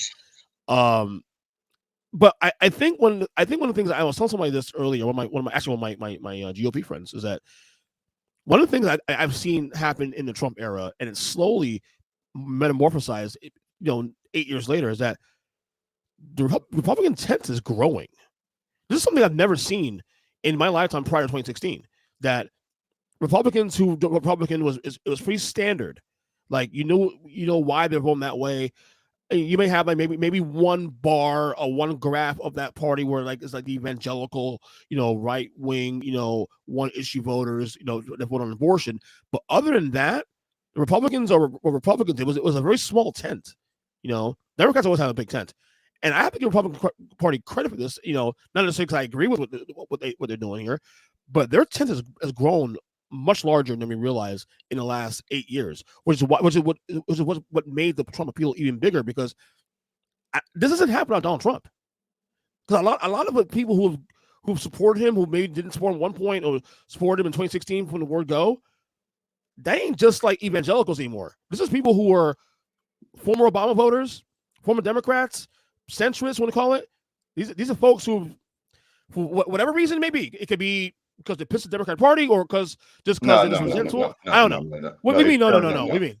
If you're voting for Trump in 2024, you like the racism, and you like the sexism, and you like the anti-abortion. Think so? You think it's that simple? Yes. Yeah. Because you've seen it now. You know what he is. You're voting for it because you like it. Okay. Mm-hmm. Period. I don't want to hear that shit. Okay. I want to hear it, and I want to hear that. Oh, she didn't tell us her plans. Fuck that. Hillary told you every plan she had, and it wasn't good enough for you. Okay. Harris just told you every plan she has. No, the Hillary part. The Hillary thing was definitely. Yeah, go ahead. No, fuck you if you didn't vote for her. Okay, that's where I am right now. Okay. Because you voted for him. You voted for that piece of shit. Okay, and that's what he is. All right. No. So fuck you if you didn't vote for her in 2016. Fuck you if you didn't think she was good enough for you. Okay. Right. All right. No, because the man came down the elevator and said that they're sending us rapists and stuff. Like, he came down the elevator and said that in 2016. You knew what time it was, okay? And you voted for it anyway. So, fuck. All right? Real simple. All right? That's where I'm at. All right? And double fuck you if you vote for him now. I think it's worse now. I think it's worse now, especially too in your case, Rob, because 2016 I got to understand some degree with the whole like, okay, we're gonna lose. 2024, I can't do it. Just I got nothing for you, because I came out in 2016 and questioned where Obama was born. All right, that's some racist ass. But some people, but Rob, and I see your point here. And this is why I voted for Hillary in 2016 for the same reason. I'm not a Hillary fan at all, but I still voted for her because I am. We know that. We know that already.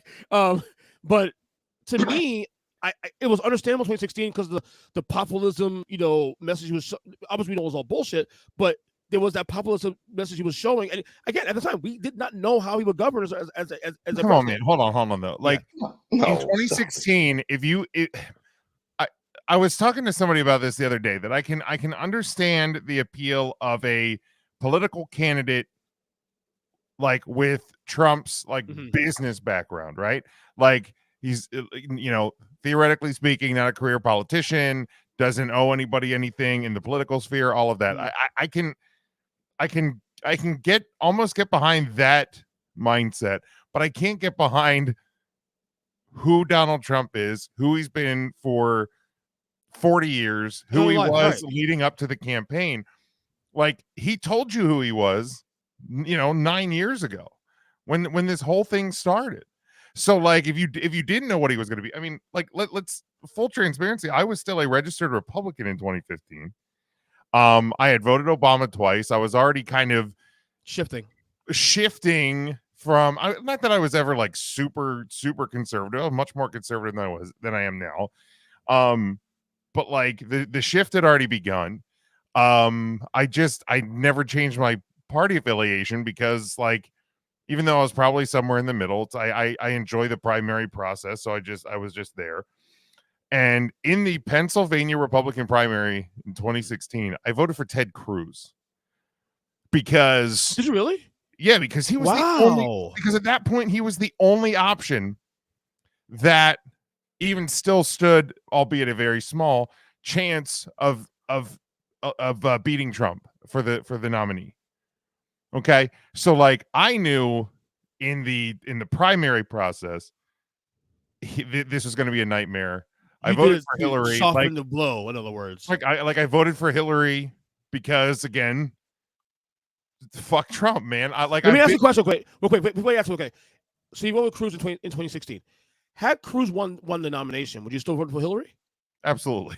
Okay, so you love a Cruz. I wasn't a Ted Cruz guy. I was a not Trump guy. I've been a right. So you try to soften the blow, in other words. Yeah, I've been a not Trump guy since the minute he came down the golden escalator and told us he was running. Like there was never any question about that. Yeah. But for the record, what Rob said earlier is why I didn't vote for him in the first place. I knew the grip was on from the word go.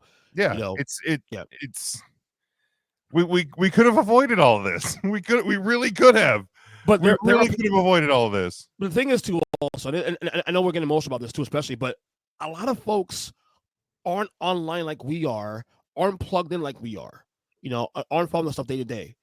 They look at things as simple as, well, I made more money under this administration, and then I'm making less money on this administration, and it's really as simple as that. I'm not saying here's the problem with that. I agree with you. I agree with you. No, here's the problem. Go ahead. Here's the problem with that. Everybody makes more money when it's a Democrat in the White House. That's actually true. That's actually really true. Okay, so why are you thinking that? Why are you thinking that you're going to make more money? There's like 50 years of history. Mm-hmm. Okay, I mean the last time, the last Republican president to actually not have a deficit and all that type of stuff was Eisenhower. Okay, wow, that long. Okay, Eisenhower. He was a moderator too. Dwight David Eisenhower. Right. Okay. So Tricky Dick, bad economy. Reagan, eventually bad economy. Eventually, yeah. Okay. Right. How'd that trickle down thing work out for people? Yeah. Bush 41. Bush 41, bad economy. W, bad economy. Trump, bad economy. Okay. It always ends badly. Okay. And if it starts out good, it's because they took over from a Democrat who fixed everything. Hey, but remember that one year where we got more back on our tax returns? Like Trump did that. Like I remember that was like the big thing. It's like, he fixed our, we got more money on our tax return. Little did they know, like 2, 3, 4 years down the line, they were going to get raped on the back end because of the stupid right. policy. But again, normal voters don't look at that. They see that and this and that, and they don't look at everything from a broader perspective. I knew the tax cuts he signed in 2017 was a mistake. Yeah, and I tried explaining it to people, and they were like, no. I did a podcast the day he signed that bill. Even there was even a MAGA guy who said, "This is not good. I don't like this idea." Now, granted, it's still MAGA today, but at least he was able to admit that. Well, here's the thing, right? Because see, all these people, if you're just turning 18 and you're voting for the first time, yeah, then okay, I'll excuse because this is your first exposure to all this stuff. But we're not talking about 18-year-olds here. No, we're not. We're talking about people who are 40, 50, 60 years old who've been doing this for years. And so at this point, no, I'm sorry. Okay. I got nothing for you. Okay. Because again, you're not just voting for tax cuts. Okay. You're voting for the racism. You're voting for the fascism. You're voting for the anti-abortion rights. You're voting for the homophobia. You're voting for the transphobia. That's what you're voting for. Mm-hmm. Okay. You're voting for that. That's what you're voting for. So you need to admit that you actually like all of that stuff, or you need to admit to being stupid, or you need to admit to being such a habitual voter for the same party that you can't help yourself but not vote for them. Okay. Because like my big problem with it is like you're either for it, okay, and whether you want to admit it or not, or it's at least not a deal breaker for you. Yeah. And to me that's a huge fucking no deal too. Yeah. I work with a team of mostly incredible women. I'm married for 10 plus years. A lot of my best friends are married. Their wives are great. How the fuck am I going to look at every single one of them and tell them I just voted for a guy who thinks that you're less than? I have friends that are, people of color, of, Spanish descent, Mexican descent, Black. How do I look at them and tell them, yeah, I voted for a guy who thinks you're less than. I have friends who are gay, trans, bi. How do I look at them and tell them, like, I voted for a guy who thinks you're less than? Some will say tax cuts. I You hate know to what I mean? say, Like, but the answer is I don't understand. Like, I mean, here's the deal, man. Like, if Trump gets reelected, right? If Trump gets elected, my life as a white middle class man probably does not change that much, right? Like, let's be 100 about it. Yeah. Like my life personally, I don't have kids. I don't plan on having kids. Like my life probably doesn't change that much from like a personal standpoint. Now, again, you know, monetarily and socially, things like that obviously are going to change. But my personal life is probably not going to change because of things that he is going to do. But there is so many people in my life that will be so dramatically impacted by the shit that he's going to do and wants to do, that like I can't. It's not about me, and I think that's one of the big differences between the mindsets of the two parties is me versus we. And like I look at everybody around me, and I'm like, if I can, you know, if I can do and vote and be socially aware to the community around me and the country around me, that's within my best interest. It's not just about me. And like, because my life singularly probably doesn't change a lot either way, but a hell of a lot of people do, and a hell of a lot of people I love do, and I can't do that, and I'll never do that. right. No, I'm with you. How y'all feeling now? 2 weeks ago? Less than 2 weeks now. 13 days away from election day. How you guys feeling about the race now? Because everything I'm seeing is it's a dead heat across the board. Yeah, you go. Go ahead, Rob. Okay. Well, okay. So when I look at the more rational sources, and not the people who are paid to make you go crazy, Yeah. they feel like she's gonna win. The magic number is 3% of the popular vote is the magic margin. Yeah. If she hits 3% of the popular vote margin, then it's in the bag. So the science I saw, Rob, quick, I'm going to cut you off. The science I've learned from different pollsters is this: if the Democrat gets 4 to 5% of the vote, their chance of winning the entire electoral college is 80% or higher. If they get 3, different. That's also different. Right. If it's 3%, I heard 50-50. And if it's 2% or 1%, then it's like 20% chance Democrat wins the electoral college. Well, the thing I saw said that if it's between 2 and 3%, it's about a 58% chance of them winning. Which means, you know, that's the same margin, close to the same margin, right? But and then once you get above 3%, it goes up to like 90. Right. Yeah. So same thing. We're the ballpark. So 90, 80%, yeah. So yeah, the magic number is to get to 3% of the popular vote margin.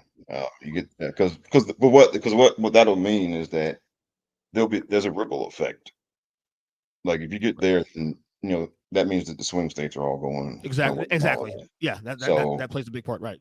So yeah, getting to that 3%, you just got to get to 3%, man, and then if you get to that, then I don't know what the exact electoral college margin would be, but if she can get there, then and again, the more rational, the people who are not here to get you paranoid.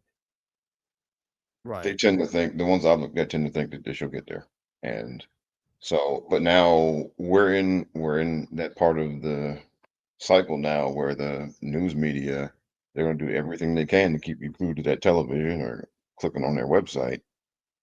And the only way they're going to get you to do that is they got to get you terrified that Trump is coming back. Okay. That's how they get you to stay engaged with their shows and their websites and everything, is to get you terrified. It's funny. I agree with you on that. Because I was telling my buddy who's a Trump supporter, and I told him he's saying on his end like he feels like Trump's gonna win this election now, and like all the sources he's getting, like even Nate Silver today said something about like his gut is telling him, Trump's gonna win this election. And my thing is, be very careful. I'm not even saying Trump's not gonna win. When I told him was this, let's be careful because these guys on both sides, nonpartisan and partisan equally, are trying to squeeze the last amount of money they clicks out of you right now, because once November 5th is over, they're relevant for 2 more years. So they're gonna save these things to get attention. So, by the way, here is the map here real quick. If this is working, be nice. Of the 2020 map that Joe Biden won. In 2020. Real quick. So he had 300. This says 303. It's really 306 though. He had 306 electoral college electoral votes, which, by the way, I got dead on correct. The only thing I got wrong in 2020 was I got Georgia wrong and North Carolina wrong. I had Biden winning North Carolina and Trump winning Georgia. Wait, hold on. That's not it actually. What the hell? This went away. Okay, hold on. Here it is right here. But yeah, so the map was 306 to 232 actually. This is actually wrong. It says 303 235. It was actually 3, unless they readjusted some things here. It was actually 306 232. Yeah, the one I pulled up on my own has Biden at 306. Right. So the thing is here, Biden won by a smaller margin than the poll. So the polls, if I remember correctly, the polls had Biden up heading into election night. Had Biden winning by 8%, between 6 and 8%. He won by 5%, actually, when it's all said and done. The 51% to 46% to Trump. And my thing is, do you see? I don't. If you run on Rob's numbers of like 3% should be enough for Kamala to get over the top, do you see a 2% swing in 4 years? No, that's the question. No. Because here's the thing. I mean, I can only extrapolate like where I live. Okay, I live in central Pennsylvania. By the way, you are also the ground zero right now for this damn fucking election again. Oh yeah, you don't got to tell me. I get 15 phone calls and 35 texts a day. You don't have to tell me where I'm at. And mailers and everything else. And every fucking commercial break, I would pay YouTube TV about $50 extra at this point if I could just watch moments of Zen, but instead of commercials. But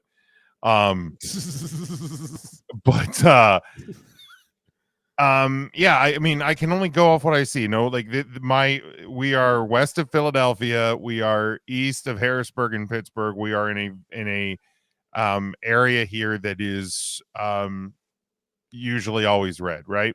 Yeah. I saw a significant number of Biden signs in stuff in 2020. The number of Harris signs that I have seen this year in my county is, unless fucking COVID brain ruined me, and that's just pandemic forgetting things. I've knock on wood, not the best of my knowledge ever had COVID. Because vaccines work, people vote blue. But I have seen significantly more Harris signs. Have you really? Than I did Biden signs. Absolutely. Oh wow, that's interesting. I wouldn't have thought that, actually, to be honest with you. And I have seen a few like Republicans for Harris signs. Okay. I have seen there's a house literally 2 blocks that direction from me. That it was a duplex house. Both sides of the duplex 4 years ago had Trump signs. Both sides of the duplex this year have Harris signs, including one side of the duplex that a sign that says "not again" done. So, you know, it's hard to take anything you see on social media that seriously. It's especially hard to see anything you see on Twitter very seriously at this point. But I've seen a lot of people in the early voting process that are saying lifelong Republican, just cast my vote for Harris. Yeah. So, like, I'm not seeing lifelong Democrat just proudly voted for Trump. Like, and again, I don't want to take too much away from social media because that can certainly create false pretenses and things, but like those are the things that at least makes me feel a little bit, puts me at ease a little bit, because I don't see where Trump is going to make up votes. I really don't. The thing with me right now is I don't have a good feeling. I don't have a good about this race anymore, and maybe because I'm too online, I guess, some degree, because like okay, for example, so after the debate was first off after Biden was taken out of the race and Kamala came in. By the way, Jimmy knows I'm getting her name right all the time now. Like this is crazy. Damn right. Also Because now bullying by Ryan and I worked. You're welcome. yeah, I know. And only that, my wife actually fucked up one time about a couple days ago. I was like, honey, it's Kamala, not Kamala. And so honestly, now I'm correcting folks now on the name. No.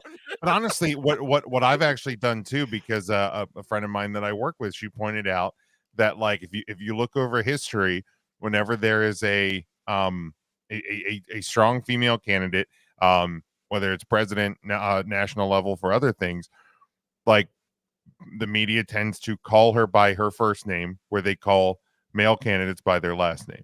So I have actually tried to be very and it's almost to like a lot of the women I talk to feel like it's to try and lessen her. But so I always just try to use her. I'm going to treat her the same. I say Biden, I say Trump, I say Obama, I say Bush, I say Harris. Okay. But right. She entered the race and she quickly surges. Okay. And then Tim Walz is a VP and the surge continues. And for the record, you know, again, I know polls, street, the discussion about polls is always a controversial topic with us. But follow me here. And then the debate happens and then she surges again. And then at some point, that surge is kind of, according to the polling, the last couple of weeks have froze. And all of a sudden, Trump in the last 2 weeks has gotten this little bit of this like momentum as of late. Now, I don't know if it's because of me being too online or just maybe this pollsters, overcorrecting for Trump. I don't know exactly. Oh, no, remember, I told you, man. I told you about the right-wing pollsters that just dumped a bunch of slanted polls the last couple of weeks. But it's not just right wingers either. Some of these also some of the, like the more. I don't know how you got people Nate Silver, but Nate Silver is now he's a hack now. No, he's a lot of people say he's a hack now, and a lot of people say he's bought by the Russians. No, because I don't know all that, but he's running like a gambling site now. Yeah. So and the whole point of gambling sites is to get you to bet. Yeah. Not to give it to you straight. Okay. Right. So because what happened with him was all right. So 2008, and I think I explained it on Twitter to you guys. 2008, he was like the guy saying, "Don't listen to any one poll too much," because at that point there weren't as many polls. So whenever one came out, like the cable news folks would go crazy over it and everything. And he was one of the, he was like the one guy saying, don't believe any one poll. You should take all of them and do the average and And that was basically that was the rule for a few cycles. But in the last couple of years, what the Republicans have been doing is they have pollsters that they use now, and they kind of just flood the. Well, mainly Trafalgar and Rasmussen, the two main ones that I every time I see their slants, I always take the other side of the argument and put the baby in the middle because I know they're very slanted.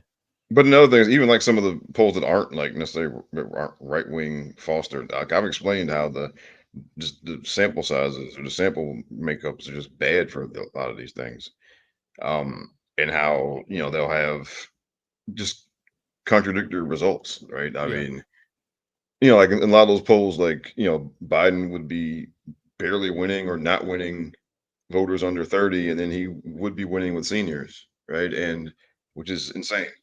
Okay, it'd be insane, for any Democrat to either barely win or not win voters under 30, but then win voters over 65, and then win the election, right? Or just I mean, that's just when you see stuff like that, you just got to throw it out. I mean, because it's just the sample's bad and the result is bad, and there are a lot of polls like that, even the ones that aren't right wing aligned. Like even the Wall Street Journal today, just an hour ago, sent me a thing, and it has Trump up by 2 points now. And then nationally, right? Oh, well, come on, no, all right, and then and then look, and now because I've donated money, I get 1 million texts a day. Of course you do. saying we need more money because Every time Duke sits Saucy on the chat, there's no $10 in his name. Well, because look, it costs money to run, and it costs more money to win. Yeah. And look, they either get the money from us. Now, look, they're always going to get some money from rich people, okay, but either they get some money from us, and then we do have some stake. We do have more say in what comes afterwards, or they get all of it from rich people. Mhm. And if you don't want them to get all of their money from rich people, you have to give them some of your own. Okay. And no, I can't write it, obviously look, I don't write $1,000 checks. It's $5 here, $10 here when I have a chance. Or now you can give as low as $3 for some of these places. Yeah. And you got to do, because I learned that listening to James Carville. Like I read one of his books way back when Bush was in office, and he was giving advice for how to turn things around at that time. And he's like, look, you gotta, it costs money, and it, again, they can get all that money from Wall Street, or they can get some of it from us. And and he just said simply, look, pick pick a candidate here, or pick a few candidates here or there that you like or that you think have a good chance, and send them what you can. And if more of us do it, then you can't write a check I can't write a check for $1,000, but if 1,000 of us give them $5, then that's even better. And you should do that because Obama said once, he said voting is not a spectator sport, or politics is not a spectator sport. No, it's not at all. You got to do more than just vote. I volunteered in the past. I always donate now. And that's what you got to do because because now more than ever, look what we're up against. Yeah. Look, and look, a lot of this right wing stuff is not new. A lot of it, like they're pushing real hard now because Trump is really their last hope for a while to get some of this stuff in. Because if you look outside of him, like their candidates are really boring people, and they're not very, unless you're in some deep red area where everybody always votes Republican, their candidate, they don't have very appealing candidates. And so, and because Trump, because he's a celebrity and he has a lot of that energy and all of that stuff, got people, Right. we'll get energy behind him and whatnot.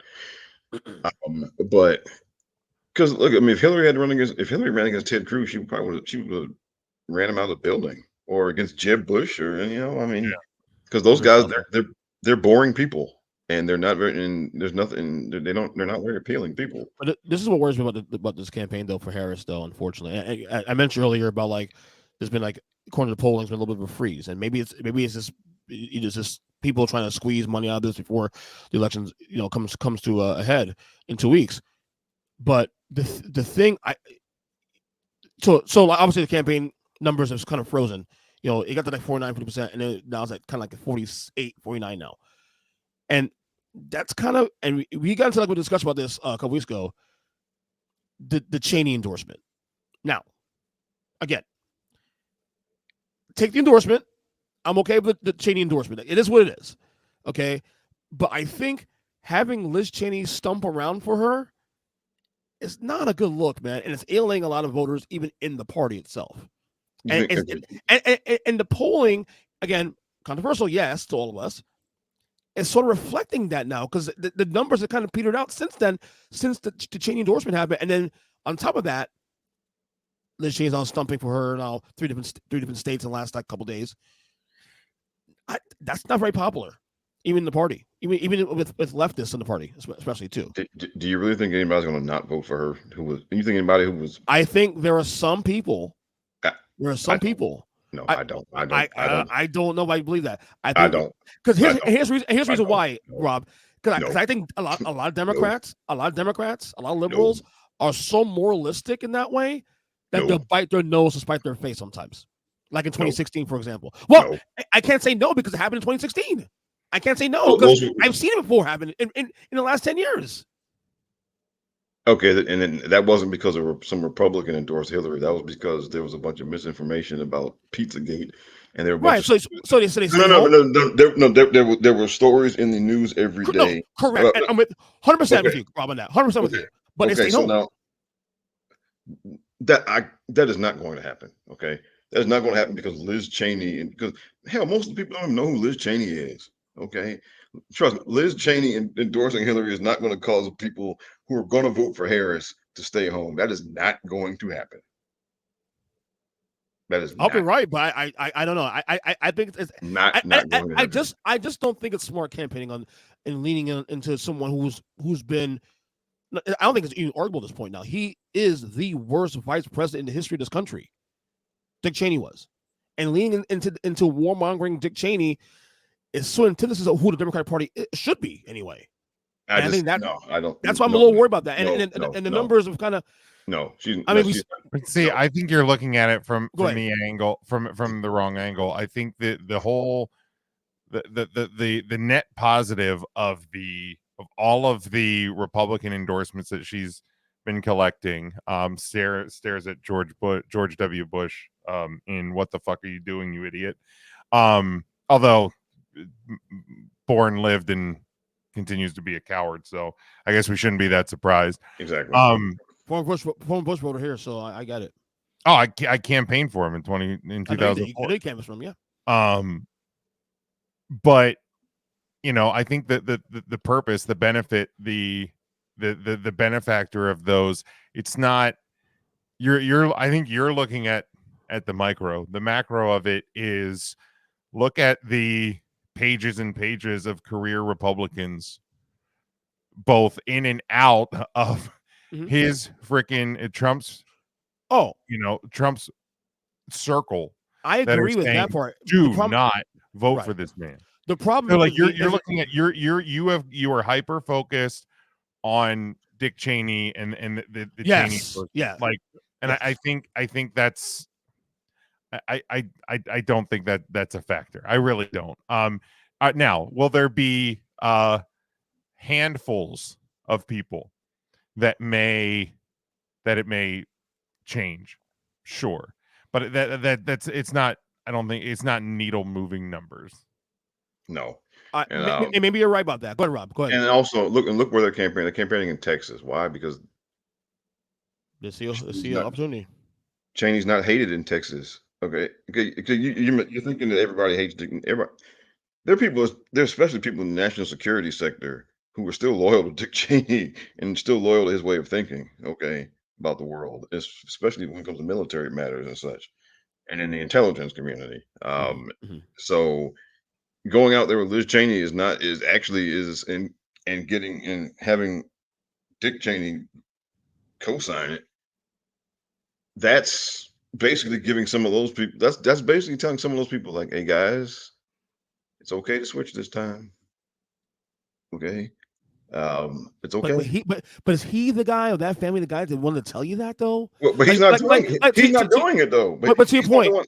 He's not the one out there. But it's still a daughter, though. I mean, it's still that connection. I know it's nonsensical, but at the same time, people see that and say, what the fuck? You know, the Cheneys, really? Yeah, but Meghan McCain's not John McCain either. Like, let's be fair.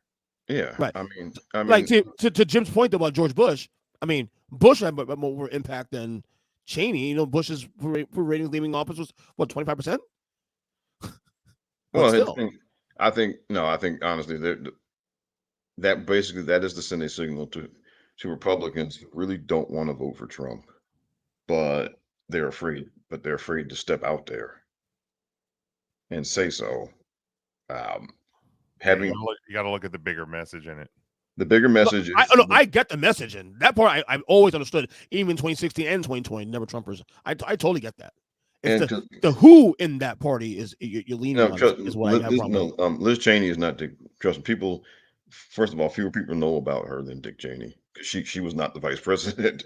Okay, and then there isn't anywhere near, and because fewer people know her, there is far less contempt for her than Dick. If Dick Cheney was out there campaigning, then okay, I might be more open to listening to what you're saying here. But it's her. She's not him, and she's not as well known as he is. And also, and then and she look, she got credit because she was one of the few Republicans on the January 6th committee.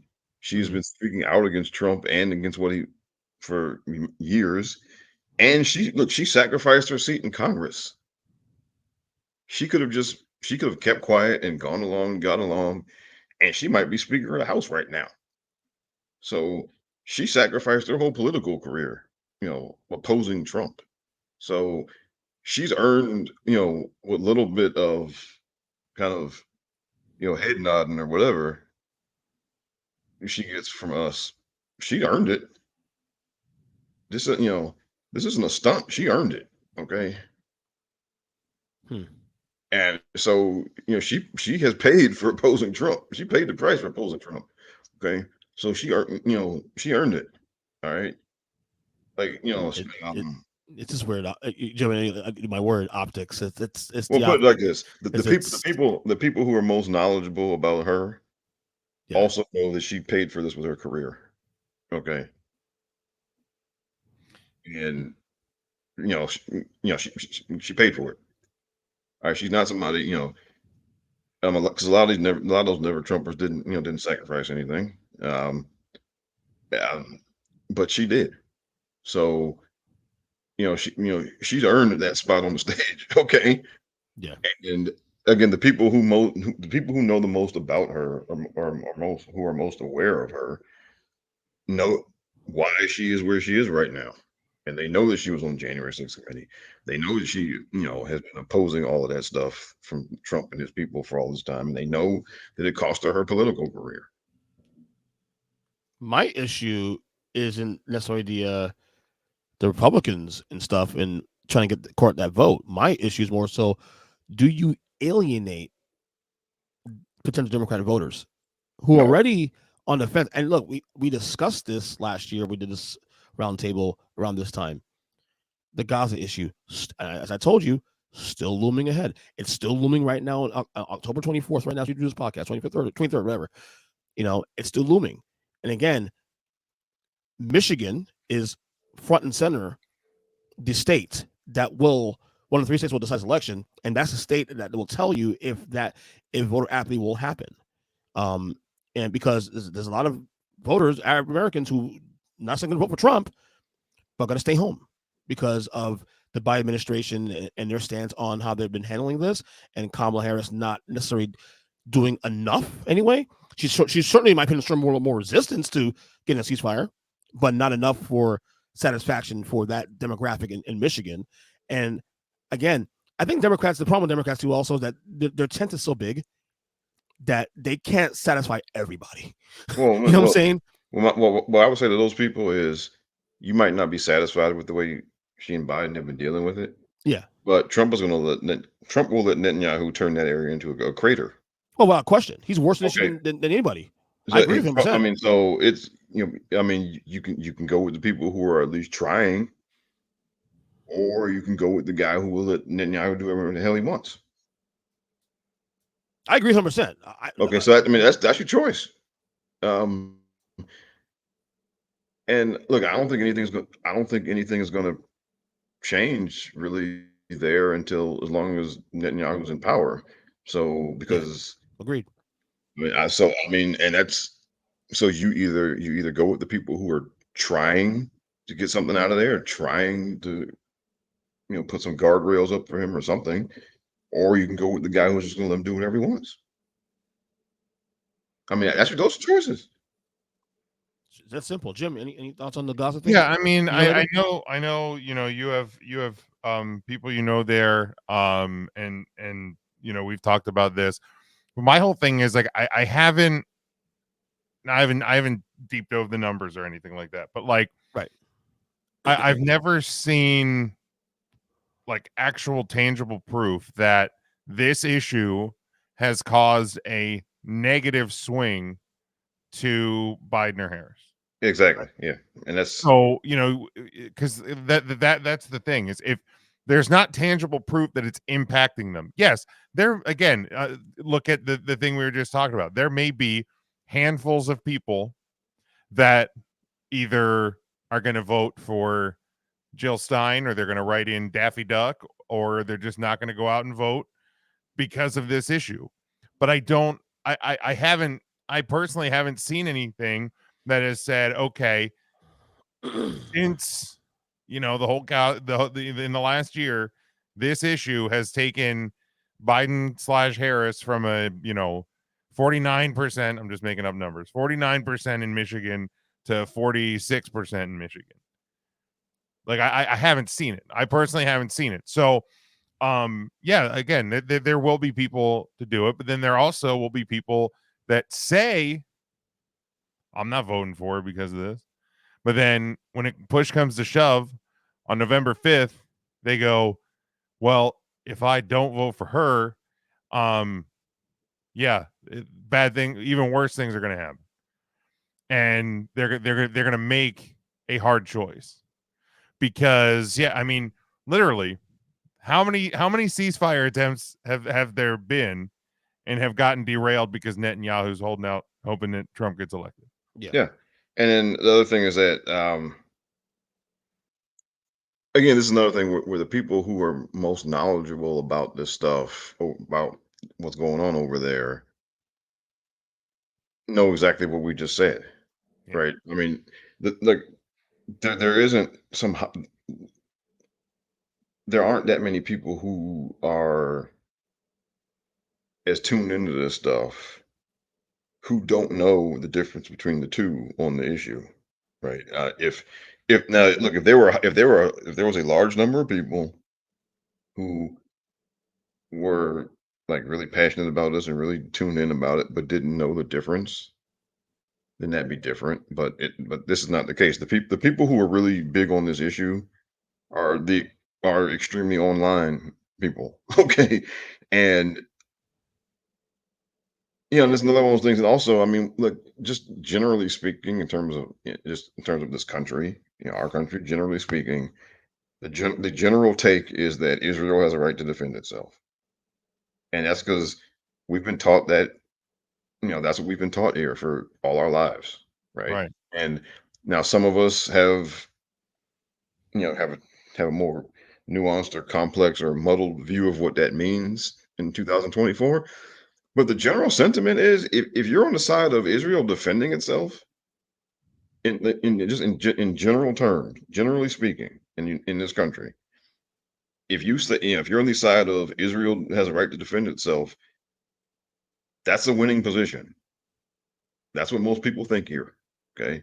And regardless of the reality on the ground over there and the reality of, with things like settlements and all that stuff over there, regardless of that reality, most people here have a general belief that Israel has a right to defend itself.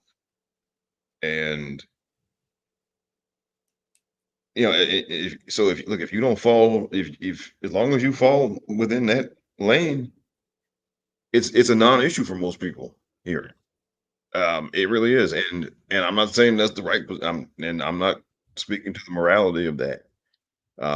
Again, things, and honestly, I don't consider myself qualified to really pontificate on what's going on. Neither do I. Okay, That's an issue I stay away from, honestly, personally. But it's not that I don't have an opinion. It's just I don't have the knowledge to really speak on that. Like I know what I'm talking about, and it's too serious of a thing, in my opinion, to just be out here talking if you don't know what you're talking about. Yeah. But the general consensus view in the United States is that Israel has a right to defend itself, and if you fall somewhere within that range, then it's a non-issue for most people. Right here. My concern is that you'll have the folks who are so passionate about the situation in terms of that and that they'll stay home. And we again 2016 looms over your head because of that alone. Those are the outliers though, man. But like when I look, because this Pennsylvania, Michigan, obviously key states, Wisconsin also, yeah. But like I look at trends, historical trends in these states. 2016 was the only year since 1988 in Michigan that went red. Right. And that was and Trump barely won that by 11,000 votes. Barely won. Same thing with Pennsylvania. Right. Pennsylvania has gone Democrat in a presidential election It's 88. every year since 1988, except for 2016. Right.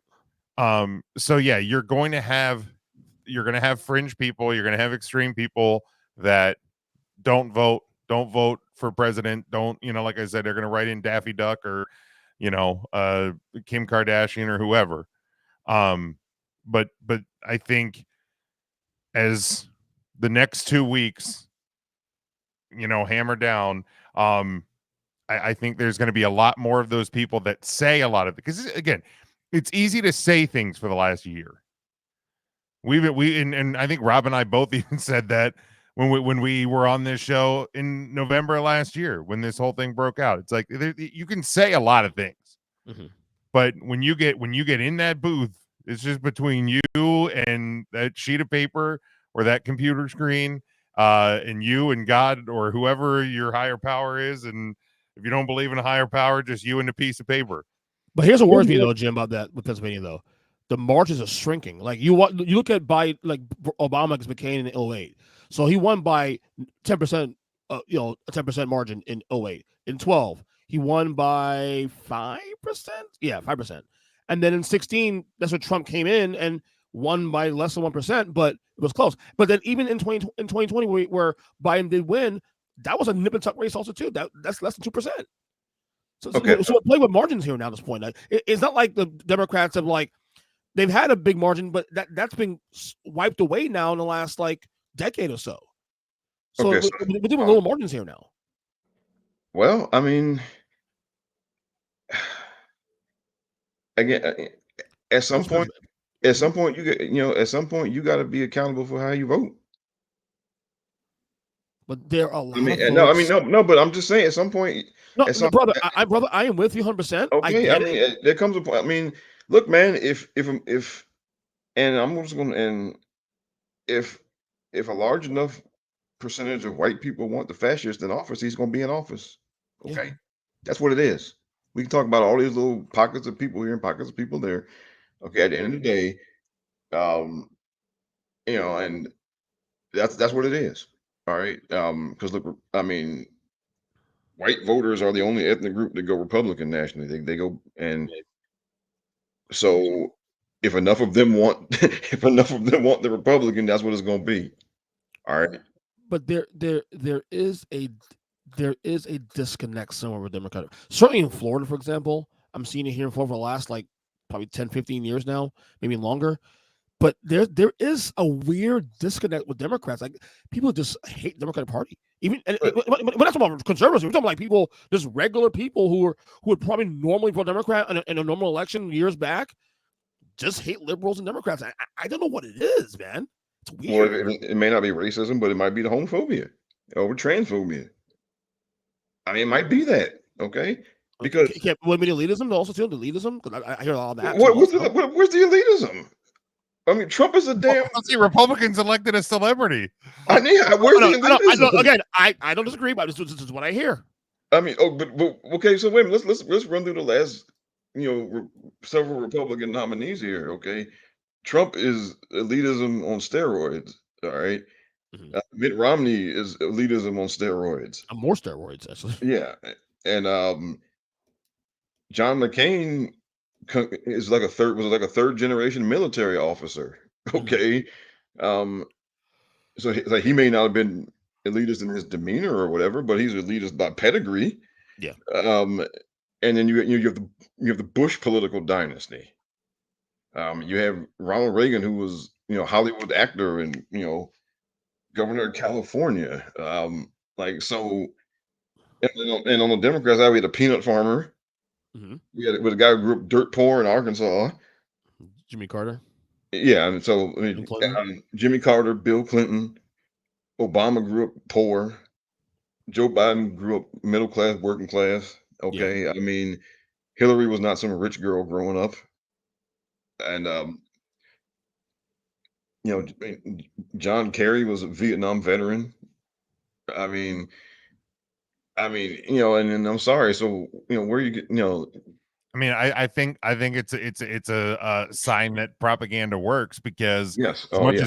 as Trump wants to and Republicans want to pound the table for fake news and leftist news and blah blah blah, the reality is the Democrats and Democratic candidates are treated much more harshly than conservative candidates, especially in the Trump era. Mhm. Like, so if that disconnect is there, especially in a state where Comrade DeSantis wants to control what can and can't be printed and put on TV, sure, the propaganda machine is going to work. So yeah, sure. The more I also wonder how much in 2020 the isn't reflected, because of there was probably still a number of people that they never voted by mail before. Mhm. So they didn't know how, or they forgot to file in time, and then they were too afraid to go out because the pandemic was still raging. And if there was people who were uncomfortable going out in public in 2020, the majority of those people would be Democrats. And now, so the voting numbers and everything went up in 2020, I think, because of the vote by mail. Yeah. Now, again, I don't live in Florida, so but like there comes a point, like again, if you're new to voting, that's one thing. But when you've been voting for 10 years, 20 years, 30 years, you have to own your choice. Okay. You can't blame it on, yes, sometimes you have crappy nominees. Okay. Even in Maryland, Maryland is votes blue all the time. And we've had a couple of crappy Democratic nominees for governor over the past 20 years. And they lost. All right. So yes, you do occasionally, yes, you do get bad nominees sometimes. Or sometimes like the whole field is bad, and then the person who wins the nomination is bad because the whole field was bad. That happens. But I mean, there still comes a point where, again, if you were doing this for years or for decades, then at some point, like you got to own what you choose, Mhm. and you can't just say, "Oh, well, the party this," or "Oh, well, the campaign that." Oh, well, they didn't tell me this or they didn't tell me that. I mean, no. Then, especially now, where if you want the information bad enough, you can go get it now. Okay, like you don't have to wait until you come home and turn on the 6 o'clock news I to be agree. Yep. informed. You can get whatever information you want. You can get it if you want it bad enough. So again, you're 10 years, 20 years, 30 years in, and if you're and again, if you're not at that age where you know if you're not I mean if you're 40, 50 years old, you've been doing this for 30 years, then you gotta own that choice that you make, and you can't put it on, oh, what a campaign is, or no. Right. Okay, there's some no, because I'll give you an example. I voted for Obama twice, and and I have I gladly would do it as many times as he ran. Okay, um, but if somebody who lived in Yemen were to come up to me and say, "Hey, man, you voted for him twice, and he bombed the shit out of our country," I got to eat that. Yeah. Okay, I got to, I got to say, man, and I can't be out here making excuses for him for it, or trying to equivocate or rationalize it, right? You know, I mean, you can't. I mean, you got to own that, right? Right. I mean that's the way I feel anyway. Like you got, and look, and voted for Clinton, right? And then a lot of back when he agreed to don't ask, don't tell, right? Um, if you got confronted with that by somebody, from the LGBT community, if somebody they confronted you with that, you got to eat it. Yeah. Right. You can't. I mean, and you got to. I mean, you got to own the stuff that you vote for, man. I Yep. mean, I agree. you do. I I mean, agree. you just do, and a lot of people don't. I mean, a lot of people really, they really want to. Well, I didn't know. or or I didn't know they're going to do all this. I mean, most of these folks got track records. If they don't have if they don't have a political track record, then they have a track record in like a lot of these crazy people like Marjorie Taylor Greene and whatnot. They have track records in their personal lives or their business lives, or they're doing business or whatever before they get out of office. I mean, and you can find out all this stuff now, right? I mean, and so I mean, I'll say this, like the people who call them, and part of this is that a lot of these people who call themselves, politically knowledgeable or this or whatever, they're the ones that are making the most ignorant decisions. Yeah. So, Yeah. I mean, no, I'm with you. I'm with you 100%. Let me ask you guys a question. Before two more questions on this topic. What state are you most intrigued by? And before this election, like what state's like the most biggest interest of you? Like you're looking at in terms of like this? I mean, outside of Pennsylvania and Michigan. Like, I mean, if we're being fair, probably North Carolina. That's mine right there. North Carolina, Georgia, and to a lesser extent, Texas and Florida. Florida, no chance. If the margins are within 4%, though, I'll be impressed. But North Carolina is that if she wins North Carolina, she wins the election. Because she could lose Georgia, but if she gets Carolina, she'll be okay. Because as long as she gets the three blue wall states plus North Carolina, that means she's winning this election. So, what about you, Rob? What state you like most focused on right now? Because I'm on Carolina, especially with Mark Robinson now, what he's been saying, because he was already down 10 points before all the bullshit, like black Nazi stuff he was saying. Had said in the past, and now he's even down even more. I'm wondering if that will bring down the ticket, the Trump ticket now moving forward. He's already distanced himself from Robinson's result, and rightly so. I mean, that guy, man, that is he's a fucking idiot. He's a fucking idiot. That I mean, first of all, I had never heard of New Africa until this story. Yeah. Yep. Another number one and number two. Okay, how bad? I mean, how much of a deviant are you when, like, he didn't just go to the video store and get videos. He used to post up and watch them for hours at a time at the video store. Yep. I mean, that's bad. he was already down 10 points in the polls even before this stuff came out. Yeah. Now it's even worse. I'm wondering if this will bring down the ticket now. Will this affect the presidential ticket now? Because remember, margins. So about the margins now, and Carolina, she's been playing Carolina definitely.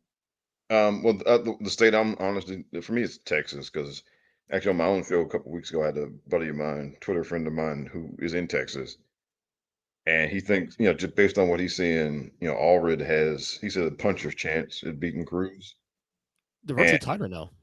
Yeah, and so this is like and he made the point that Texas isn't so much a red state; it's a voter suppression state, and so that they do a lot of things to keep people from voting, and also that the mood there is just for so long it's just been kind of depressed because a lot of people just believe that that the Republicans are going to win, and that keeps some people from voting, in Texas.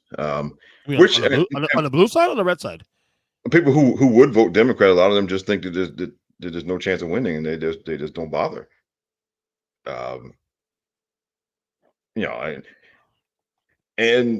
But see, that was because that was Trump's whole strategy, though. His whole strategy was to trick everybody into thinking that he was going to win, and it was inevitable, and then there's nothing you could do about it, and then that would in turn cause some people to just not bother to vote, and then he would win because people, turnout would be down, and then he would squeak by on some margin or something, right? And that was his game plan to win. That was why, he was going so hard at trying to, portray Joe Biden as Sleepy Joe and all of that, because he was hoping that people would just either, would think that, well, Trump's going to win regardless. What's the point of voting? Or he wanted some people to believe that there's no difference between him and Biden, and that would also bring down turnout, because there are people who, if they think that it doesn't matter either way, they just don't bother to vote. And that was his whole strategy. I mean, his strategy was never to actually convince people that he has better policies.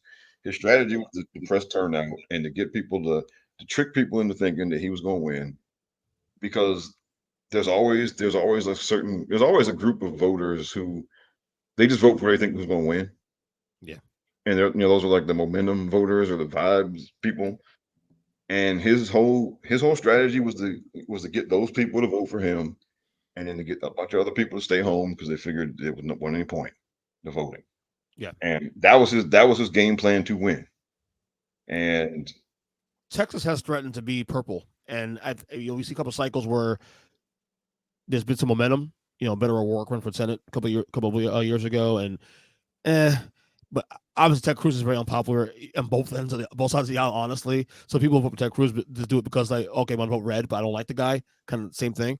But I am curious though if we will see at some point Texas go blue again. I don't. For the presidential vote, probably not. I agree with that 100%. It's the margins. Yeah. Cruz in particular is so disliked there, and that that if you Allred is from all what I've seen, he's running exactly the kind of campaign you got to run there to win. Yeah. And so they have a really good chance this time. Mm-hmm. Because again, people hate Ted Cruz, and the only reason he wins because people vote Republican out of habit, and then people who would probably vote Democrat if they voted don't vote, and some of that's because of voter suppression right measures, and some of it again is like my friend said, because some of it is that they just don't think it's going to matter, and they just kind of resign themselves to the Republicans winning the state. And I think Kamala's is going to lose Georgia, but she won North Carolina. Well, it's Georgia is so like it's like an instant straight. I mean, and you gotta. Yeah. I mean, you can win, but I don't get a good feeling about Georgia this year for Kamala. And look, one of the most frustrating things about politics in this country is that Democrats have to do everything perfect. Yeah.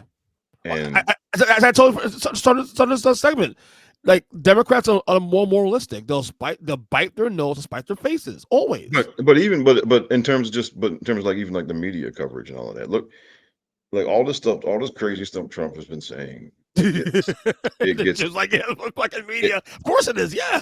I mean, but it gets downplayed. I mean, no, they seriously do downplay it. They put it at the far end of the page. They put it it's not the stuff that should be the headline on the paper is buried. Okay. I mean, that's real. That's not me being, paranoid or whatever. That's you can see real evidence of that.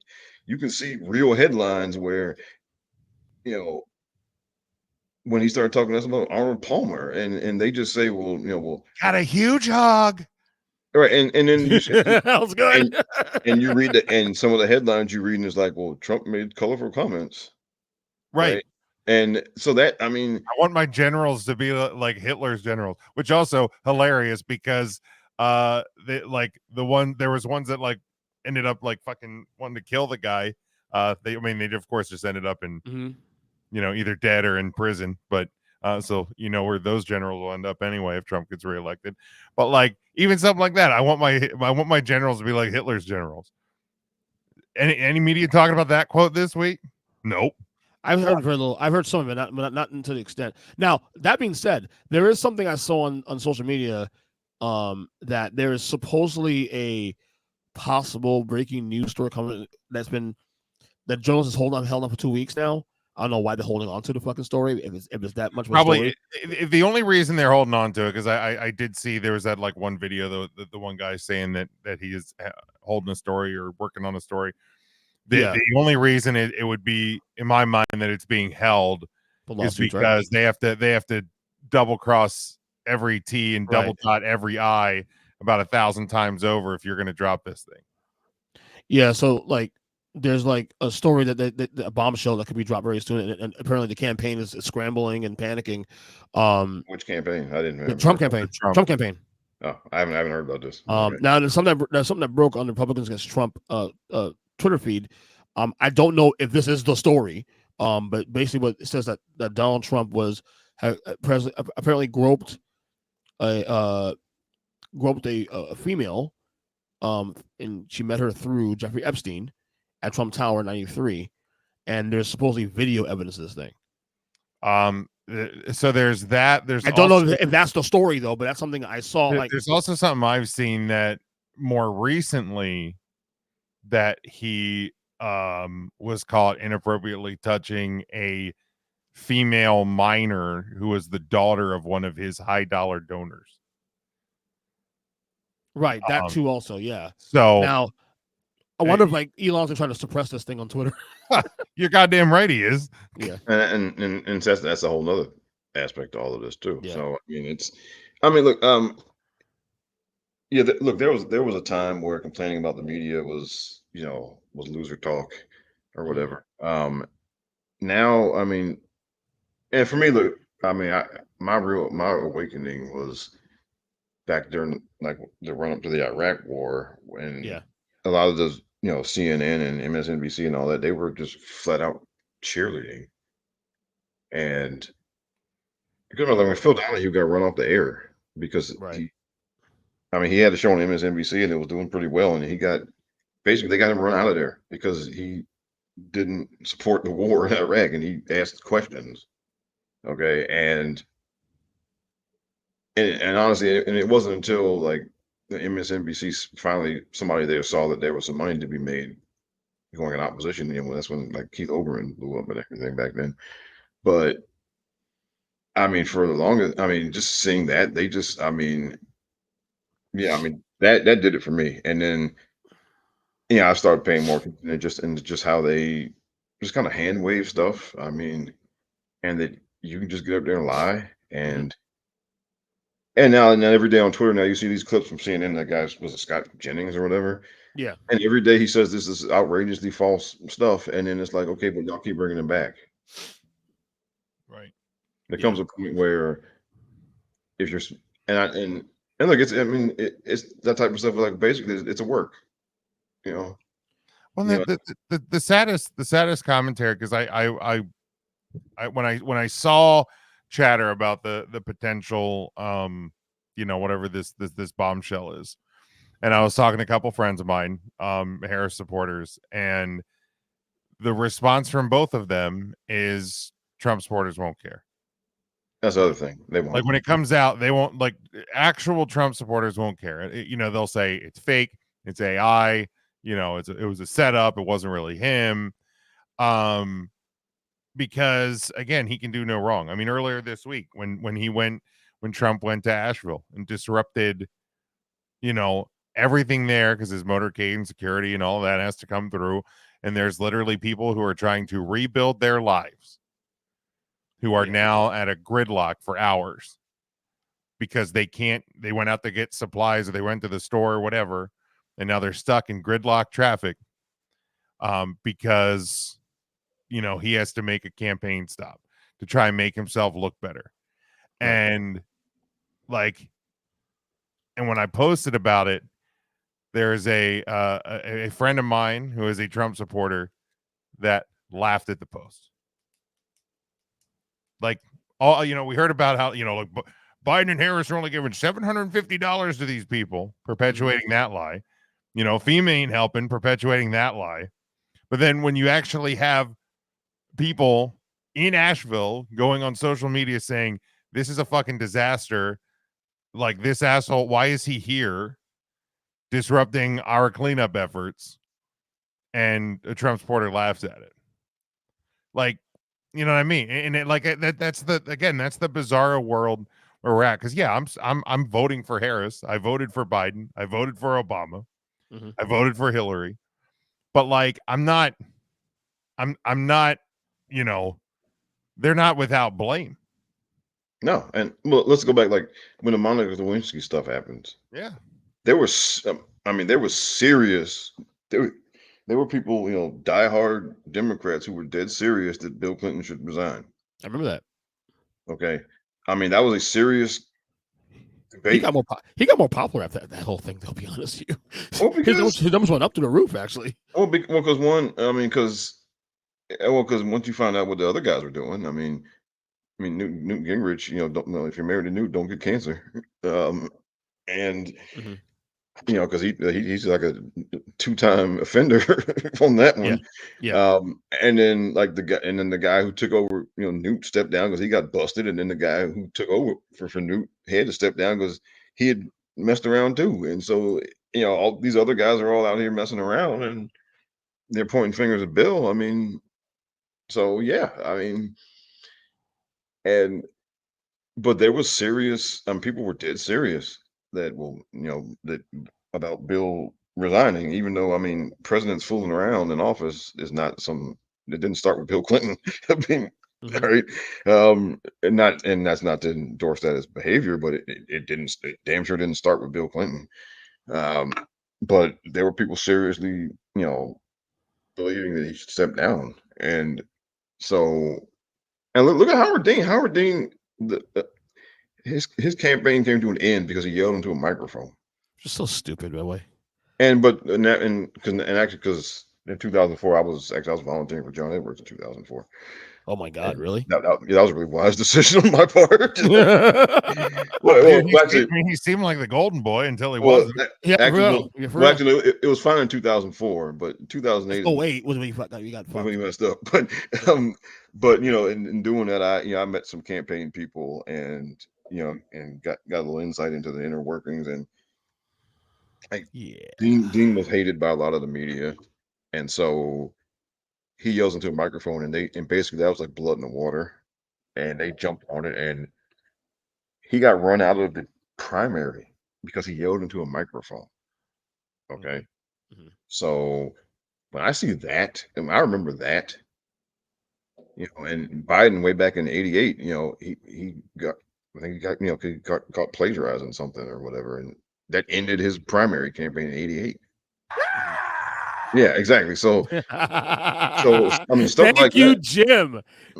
I was like, I know I have this. Okay, for those of you who weren't around back then, who might be listening to the show, that ended a political campaign. That Literally, it literally ended a just political a campaign. yell. And guess what? Only 20 years ago. Yeah. Only Not 20 long years ago. ago. It Not long ended ago. I was an adult already at that point when this happened. It ended a campaign. He was Yeah. considered to be unserious at that point, and he had to get out. Okay, and so for for me, I remember that, and when I see all this stuff that Trump is just saying and doing, and it's just, oh, whatever. Oh, that's just a new It's one. bizarro world, man. Yeah. It really is. Yeah. I mean, which is why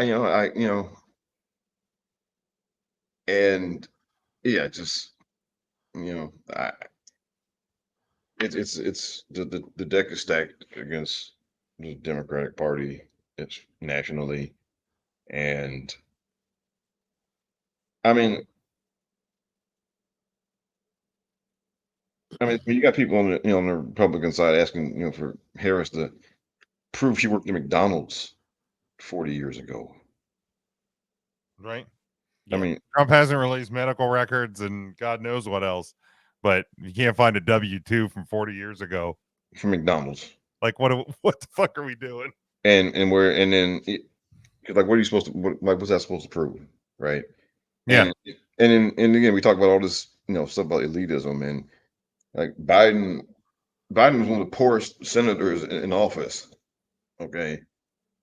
And he didn't have any money in Wall Street or any of that stuff. Like, because that's a fair criticism of people like Nancy Pelosi, that she has a lot of these Wall Street money going on around her. Biden had none of that going on. Okay. Biden was living off his Senate salary for all those years, and what his wife made teaching. Okay. And and then so when people, when I hear the charges of elitism about Democrats, please stop it. Okay. Tim Walz is like flannel dad. Like, what? Right. The dude lives in a governor's mansion and sold his house. He didn't even own property. He was just fuck it, I'll buy something when I'm out of office. Yeah. Like, what? Like, who? Who does that? I didn't know that, actually. Yeah, I did not know that. yeah, that was his big. He moved when he won and became governor. He sold his house because he's like, if I'm gonna be living in a governor's mansion, what do I need another house for? I did not know that. That's crazy. And they're like, well, what happens when you're not governor anymore? And he goes, there's gonna be houses for sale. Like, So last question on this one, on this topic. So you guys think Commons gonna win still? here's the thing. I mean, you don't have to put, if you don't want to put in, I don't want to I'm make not a putting that formal prediction, prediction. so I'm not going to do it. cautiously optimistic. You know what? In now that we're I mean, you know how much I trust polling to begin with, but now that Yes. we're in the early voting, you know, absentee ballot phase, and we're actually seeing raw numbers of the number of people that are out and voting. I saw something the other day. I think it was a county in North Carolina that, and again, this is what I'm seeing on social media, so I do take it with a grain of salt. But like they said, I have not been in the line this long since 2008 with Obama.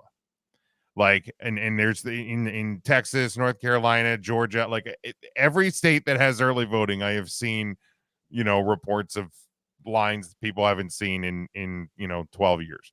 So, you know, the biggest reason, and we've talked about it here, we've talked about it off the air, biggest reason Democrats don't win is when they don't get out. So, you know, and granted, part of these early returns could be Republicans as well. So I'm not just assuming that it's all, but with the early returns that we're seeing, what I'm seeing just locally in my area, I know that a couple of friends of mine that have Trump family members, the Trump family members have commented multiple times about how many Harris signs they've seen. Ooh. So like those are the things that, like, as I will not be okay until, you know, until until it's all over. But the the little shreds of optimism that I have are I'm finding in those pockets. What about you, Rob? I think you think Commons will win. I think, look, after 2016, you don't assume anything. But put it this way, you know, because I've talked in a little chats with Duke about history, and Yeah. so if you go by history, if you go by the way things are looking structurally, you know, then as long as the people turn out, if people, as long as we vote, if we turn out at the same rate as like the energy you're seeing and the, you know, and whatnot, then structurally and based on historical factors, she should win. For Trump to win, again, he has to reverse so many different kind of historical things to win, and it's just it's too much. And then he has to overperform 2020. He has to overperform 2016 and 2020. And there's no reason to believe that he's going to overperform. So it's a matter of, you know, it's just turnout. If we get turnout, then she wins. I think it's that simple. That's the thing. Turnout, if turnout is not an issue, Democrats almost always win elections. Yeah, and I mean, it could potentially, again, and if they max on turnout, then I think it could be 5 or 6 points if they max on turnout. That's ultimately what it comes down to. I'm not making a prediction at all. I already said in the podcast a couple of episodes back, I am not doing it. I don't have a feel to this election because the polling is weird. And even if I believe it, don't believe the polling, I don't want to lean on that. So I'm not making a polling prediction at all. I just know that, you know, and look, we do Huddle Up podcast every Tuesday with Jim, and you already decided we're going to not do a show that night because we're going to be too distracted and too keyed in. Here's what I'm going to say. And I don't think this is going to happen because of how polarized as a country, but here's how I'll know if Kamala's going to win or not early on. If she's sitting with 215 electoral votes, between 210 and 215, by 10 o'clock Eastern Standard Time, she's winning the election. because by 11 o'clock, Oregon, California will go blue, meet like that. So she's gotta be sitting between 2:05 and 2:15 between 10 and 11 o'clock. And if she has that many electoral votes by that time, she's winning the election. Because 11 o'clock comes in and she's going to get at least 70 electoral votes between Oregon, Washington, and California. Yeah. So you're saying 10 o'clock, 200 or more is the magic number. You want me to be at 200, but I don't think it should be at 200 or more. Because like to your point, when at 10 o'clock, 4 years ago, Biden didn't have any, and we're close to that at 10 o'clock. But to be fair, also a lot of the states didn't report this stuff until later because of the mail-in ballots and well, right, because especially like Pennsylvania, they can't because of, and again, the funniest part about my state is Republicans are already crying foul about how, oh well, the election results won't be in because of mail-in balloting and blah blah blah, and I go, hey, dickheads, it's the Pennsylvania Republicans that made it that absentee and mail-in votes can't be counted until election day. So, you can. I have a lot of issues with Florida, but the one thing that they can do is count their early votes early. So like, if Pennsylvania Republicans got their heads out of their ass, not holding my breath on that one, then we would know a little bit quicker. But hopefully. The keys to one of the big keys to Pennsylvania is Pittsburgh, Harrisburg, Philadelphia city. They get out and vote. It's a lot. Like, what I mean? Philadelphia carries a lot. Philadelphia carries a lot of that. That's the thing, man. Is like, and to the last real quick thought, but like the point about like Biden only getting 50% in 2020, like that margin closing. I also wonder how much it is. He's still an old white dude. Like, you went from Barack Obama to Hillary Clinton to Joe Biden real fucking quick.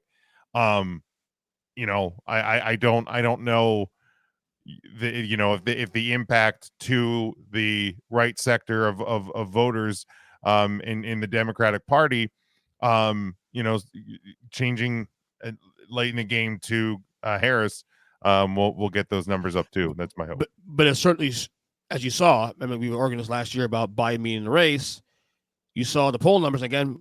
Polling controversy in this podcast, but she surged. It was the right choice because the numbers flipped. Sure. I mean, here again, I was going to vote for the Democratic candidate either way. Right. And I mean, the thing that I've said about Joe Biden since he decided to run in 2020 is, and then through this administration, and eventually, not how it ended, but that it ended, and all of that, and that he is one of the few people, maybe ever, to put country over self.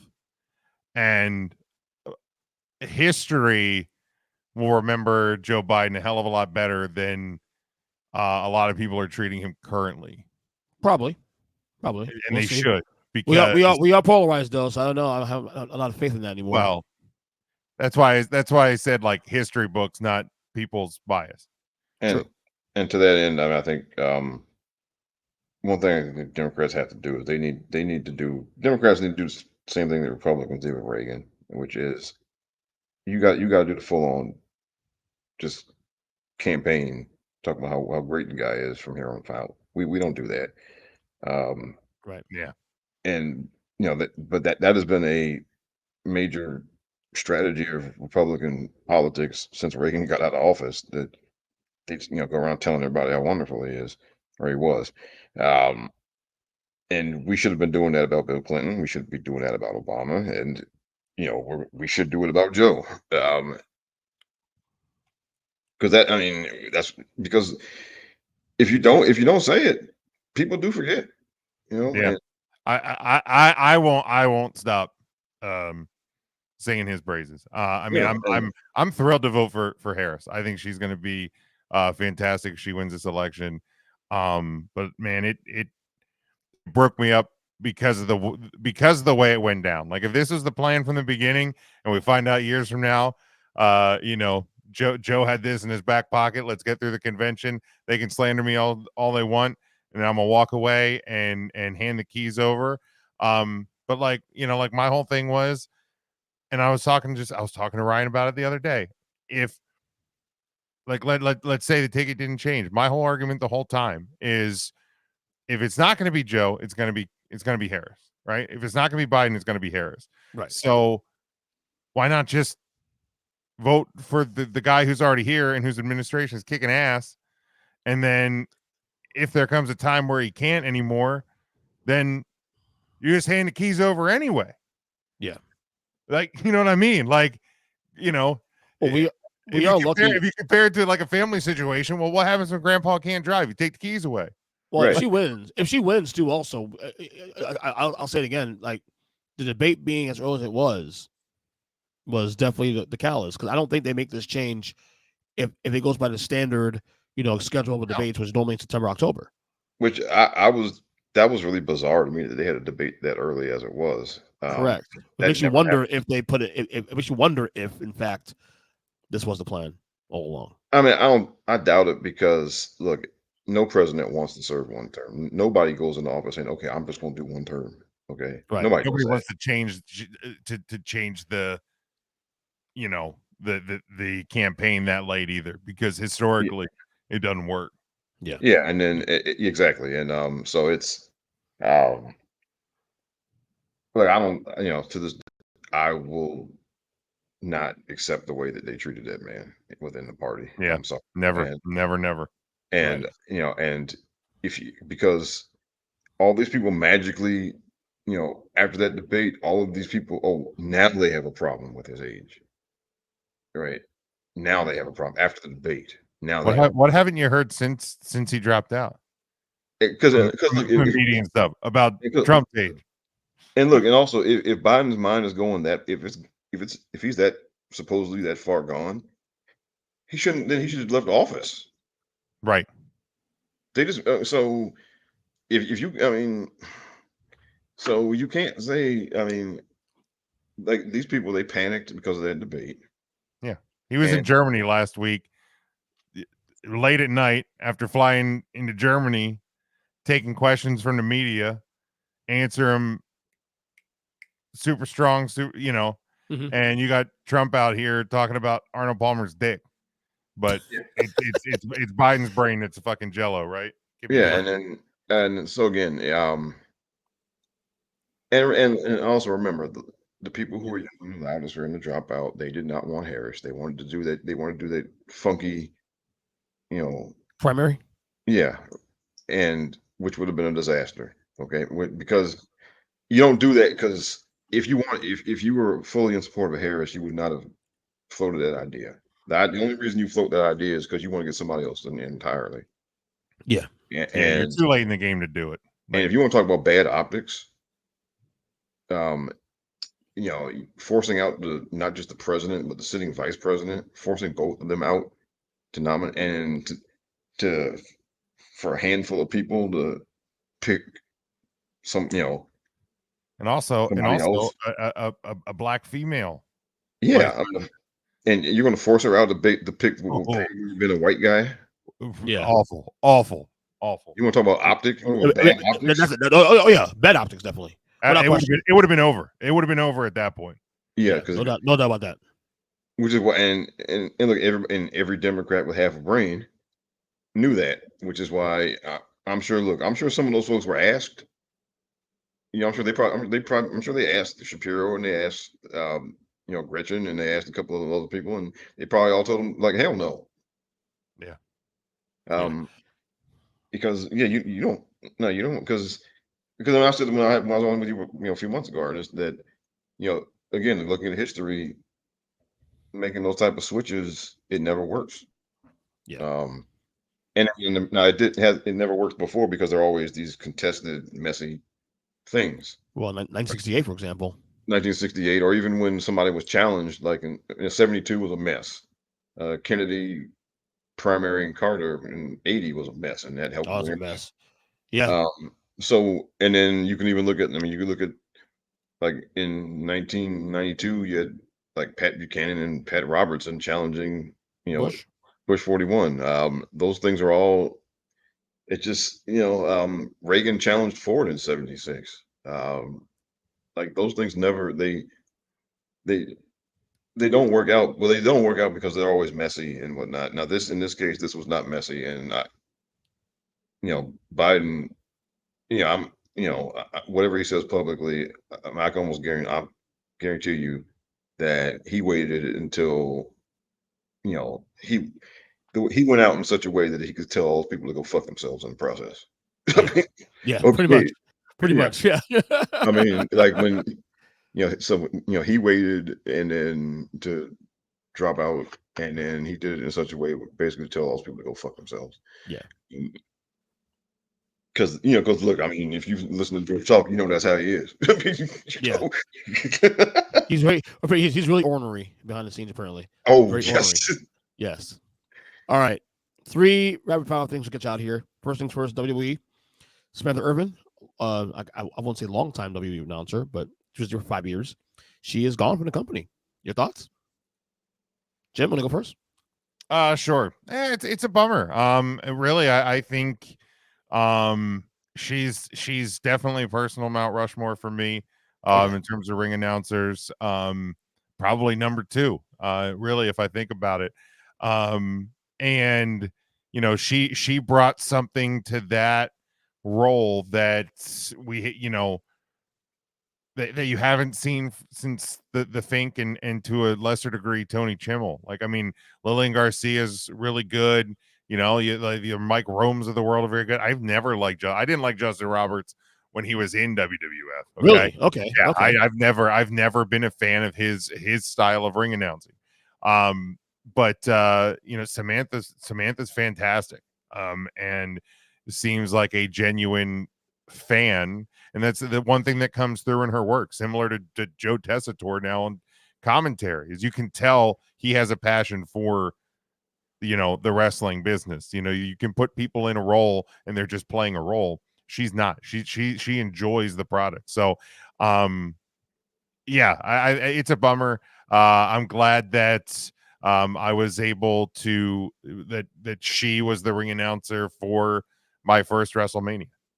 Yeah. So she will always hold a special place. If she ends up in AEW someday, then I'll support her wherever she goes. I think it sounds like it's more of a entertainment musical career that's the pursuit right now, and more power to her. Yeah. Rob? I was surprised. I thought for a while that if she were to leave, that there'd be a possibility because she obviously she has musical talent beyond. Very talented too. Extremely talented. That, and then so I always thought there was a possibility, but I was surprised to hear it when it happened because she had become as much of a star as some of the wrestlers, really. Yeah. And so I thought she was at least going to continue on for a little while longer. But it is a bummer. And one of the things that kind of irks me in the past couple of years is that, especially in a lot of our online circles, there's some people who talk as if it doesn't matter who comes or goes in WWE right now because they're doing so well. And to me, it's kind of like it's a bummer because I guess she is a real fan, and she even said that she didn't know the results of what was going to happen, and so keep it fresh.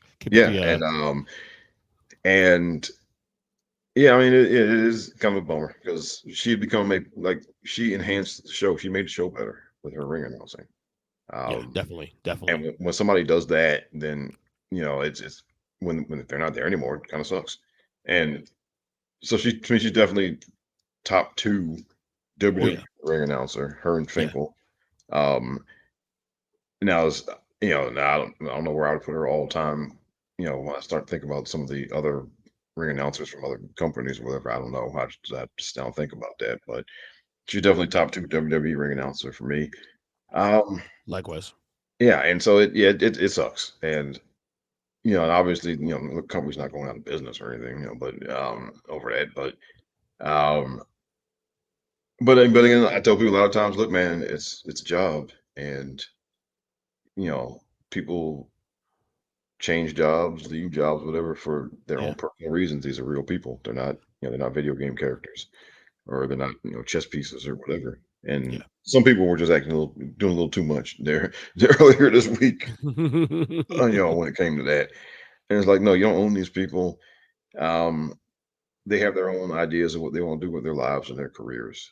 Yeah. Yeah. And so, and then look, if she does go to AEW, then okay, fine. You know, I doubt it, I though. mean, I doubt it. well, I don't think so either. But I mean, it. There are people who, for for their own reasons, are going to prefer to work there. Even as great as WWE is doing right now, and as much AEW is struggling right now, there are still going to be people who are going to prefer to work there, Yeah. and so you should not be all shocked and surprised if somebody makes that choice. And just hope she. Well, I mean, if she's going to do the music thing, then I hope she succeeds in that. 'Cause I don't wish failure on people for what they try to do.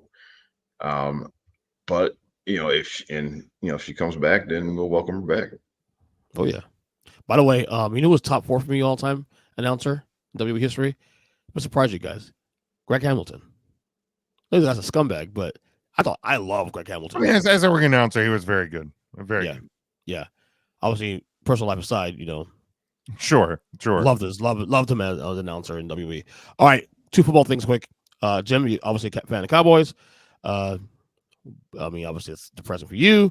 Rob, a fan of if I wear a black hat right now, it's Rob, fan of the turnaround Commanders here.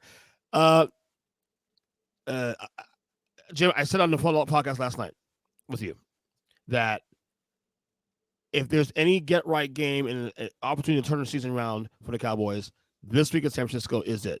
So much of the fact that if they don't win this game against a walking wounded Niners team, I think Mike McCarthy gets fired next week. Seriously. Oh, I'm almost sure he does, because this week on Jerry's radio hit on 105, whatever the fan was he nice this time to the radio host at least? Yeah, he didn't threaten to fire them, but he already kind of started to lay the groundwork. He said that the coaching plan's not great and the game plans aren't great, and so like he's already out here laying the groundwork for firing McCarthy. Okay, oh, Lord. But cool. So then who's the head coach? Mike Zimmer? I mean, he has experience. So. Bad. Like, are you promoting Brian Schottenheimer, your offensive coordinator? So then who's calling the offense? Like, it's just firing McCarthy in a lame duck year that literally does nothing. Because I don't think anybody that's on the coaching staff right now, maybe with the exception of Al Harris, would be even a candidate for the head coaching job. Yeah. So cool. Fire McCarthy. You're still going to be just as bad, if not worse. The season. Here's the thing. Even with a win this week, I don't feel really any better than I do right now about where the state of the Cowboys, because cool. You the only reason you can beat a Niners team is because they're at 50%. So. I need to see a lot more than this week if you're going to give me any glimmer of hope. I'm already kind of signed my brain up to this team will not be a playoff team. This team will not be a 500 team. And it's not even in the comical way like it's been the last couple of years. This is as real as it can be with the Cowboys. Yeah. Any thoughts on the Cowboys struggles, Rob? Okay. Honestly, for me, it's better when they're winning and then they go down in flames in the playoffs. I agree. That's much fun. It's more fun for me that way. It's no fun if they're just bad. It's no fun. Yeah, I agree. And one of the reasons for that is even when they're bad, they still find a way to beat us. Okay, that's true. Because look. I mean, we were the 1-15 that year in 1989. Okay. Yeah. And that was a good Redskins team back then too. Should have made the playoffs. I mean, they missed the playoffs because of that game. Because they lost the game. I forgot that was the only game win that year for was that Aikman? That was Aikman, yeah. Yeah, that's rookie year. Yeah, his rookie year. Yeah, that was definitely not Steve, other guy, the other dude. But also to be fair, Rob, in 95, 96 when the Cowboys won Super Bowl 30. The Cowboys went 12-4 in the regular season. Washington was 2 of those 4 Cowboys losses. Yeah, true. So that's been the state of that rivalry forever. Even it out. It's always been the balance to one another. Now on the good side, on the good side for Rob here, I mean, what if his 1 year makes? When we did this podcast together, last year around this time, Cowboys were surging and the Commanders were just, doing what the Commanders do. All of a sudden, now a year later, now doing this podcast, and here it is. Now the Cowboys are falling apart, and say we flip flop. I mean, my team's still doing the same shit did last year. So your team still stinks. Yeah, they're done. Commanders though, I mean, they are the sexy team of the season, and you got a quarterback. Please don't RG3 him, Mr. Bonnette. Well, I don't. It's good. Look, we have PTSD from that. Sorry. I have it for you. For you. man. Actually, I remember the day I'd come home. I was watching the game, and I was yelling at my television, "Please take him out," because he couldn't plant his feet to throw. His knee was already jacked up. The field was terrible. Mm-hmm. He couldn't plant his feet to throw the ball. Like, he was dropping back and just chucking it in the air because he couldn't plant his feet to throw the ball.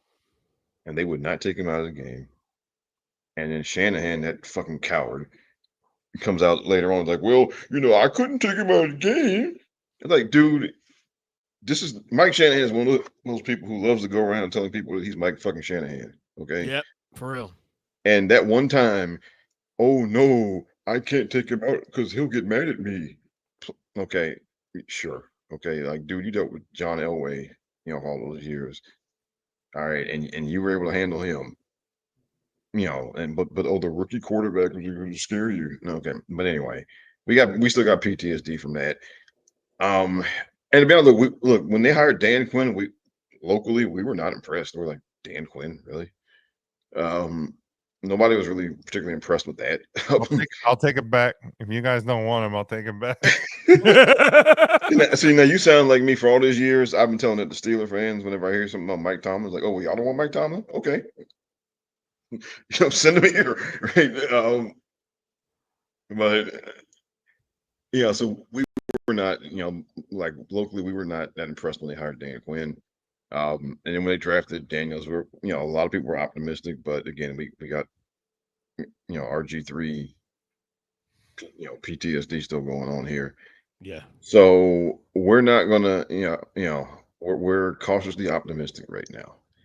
And I mean, it's just crazy because, like, I grew up through the Gibbs years where winning was expected. Well, by the way, the most underrated coach in all NFL history, for the record. Yes, and a top 10 coach in the record, also too. Well, look, here he's number 1. Okay. Well, I mean, yeah, I would hope so. All right. I mean, I said, look, I still stump for him as being number 1 because, he didn't have Joe Montana, he didn't have John Elway, he didn't have Tom Brady. He had fucking Joe Theismann, Mark Rippon, and Doug Williams, and Joe Theismann and Jay Schrader to start that year. Joe Theismann was very good. Okay, he was solid, but Rippon was they maxed out Rippon for. They got the best you could possibly get out of him over like a 2 or 3 year period. Yeah. And Doug was old. And, I love Doug. Doug's a local hero here still. But Doug was old at that point. And he won. And, and he plugged Doug in for the playoffs. And they won with him. And so. That 91 Redskins team to this day is top 10 singular team all time for me. That dominant. This dominant team you're going to find. Oh yeah, because go figure the 1-2 losses, 14-2 to the Cowboys. Yeah, one was the Cowboys, the other one was the Eagles. Yep. And so it's I don't remember this shit. My brain is still works pretty good. Well, it's funny because look, I checked out on football for several years up until maybe a year or 2 ago. Yeah. Because look, man, if you grew up during the Gibbs era, then it was just. Yeah, I mean, it got to the point where you just couldn't watch it anymore. I always respected the Redskins, though. Like that year too. Also, that was the year we were defending a Super Bowl championship. We won a Super Bowl year before that, the Giants. And I remember this one Sunday night game against the Redskins. You guys were 8-0. We were 4-4 or 4-3 at the time, and we were up like 14-3 at halftime. And then Rippon went fucking nuts. The Gary Clark, throw to Gary Clark. Yeah, I was like, oh my god, this game's over. The game's over. We're done. That team was so sick though. I love that 91 team. And like I've been stumping for Gary Clark to be in the Hall of Fame. Yeah, he's still. I can't still not in the Hall of Fame. Yes, it's ridiculous. Wait, he gets no consideration, and look, No. and he has like his numbers and Michael Irvin's are almost identical. No, one's a Cowboy, one's not. That's why. Yeah, I mean he's got 2 Super Bowl rings, and he balled out in both of those Super Bowls. Sure did. Killed Buffalo so, in that game in '92. It's just, well, but look, those teams under Gibbs, they were not self promoters, and No, and that was the all. thing. I mean, none of those guys. Like the only people who were really self promoters were Theismann and Reagan. The rest of the team, and including Gibbs, they just were not self promoters, and so as a result, more of them there's more of them who should be in the Hall of Fame. Right now, it's Riggins, Dale Green, Art Monk, and I think Russ Grimm. But Jacoby should be in the Hall of Fame. Gary Clark should be in the Hall of Fame. Yeah, and those two definitely, and they're not in there. And so for us, for me, it's gone from we're going from the penthouse to the outhouse, and now we're in a nice apartment now. We'll see. Well, so one more. All right, so one more answer then. Commanders in the playoffs this year? Yes or no? But just looking at, I mean, if nothing changes as far as the landscape, yes. Okay. Do they win the East also too? Depends on if the Eagles get right or not. I asked for all that. I asked for a prediction. Oh, okay. You know what? Yes. Okay, there you go. Stand 10 toes down, baby. Let's go. Yes. Same with you, Jim, with the Cowboys though. Playoffs, no, right? No. Definitely not the East either. Yeah, obviously. Yeah. I still have the Eagles winning division until I see that first Eagles Commanders game. But that will, if I see that first game, I can be changed by that. By then, that's in a couple weeks though, too. Also, I believe. So we shall see. Anyway, right now, I mean, obviously things can change, and when you get into those divisional matchups, but right now, if I had to make a pick, I'm banking Washington for the division. Oh, I think there's still, we try and diagnose it every week on Huddle Up, but there's something with that Eagles team. I'm not going to blame it on any particular person, place, coach, player, anything like that. But there's something missing, and maybe it's a guy like Jason Kelsey, that's a huge leader in a room. To lose, and maybe somebody hasn't stepped up in their role. I don't know what it is, but something ain't right there. And every week I see Dan Quinn partying on that sideline with Washington. I'm like, and could have been you guys. I can't even say that though, because he wouldn't have the ability to be himself as a head coach of the Cowboys. So I'm actually happier for Dan Quinn. You need to fire a GM. Oh wait, you can't. Yeah. There you go. Anyway, guys, good job as always, man. You want to plug anything, Rob, real quick? Well, as always, you can listen to me, DJ and Jason, on Mindless Wrestling Podcast every week on Chairshot Radio Network, and you can hear me every couple of weeks on the Robert Genius Podcast. You gonna do election special beforehand? I'm gonna do one more episode before the election, and just to get my final thoughts out there. Okay, all right. And hopefully the episode I do after the election will be a celebration. Hopefully, yeah. Oh, and me and Jim, both of us are going to the NXT Takeover this weekend. Halloween Havoc. That's right. All right, Jim, you want to plug? Get me at Big Jim Sports. My link tree will get you to everything I do. Take 3 Wrestling, Huddle Up. Obviously, show just dropped on Tuesday. Hit the YouTube channel. Segments coming out throughout the rest of the week.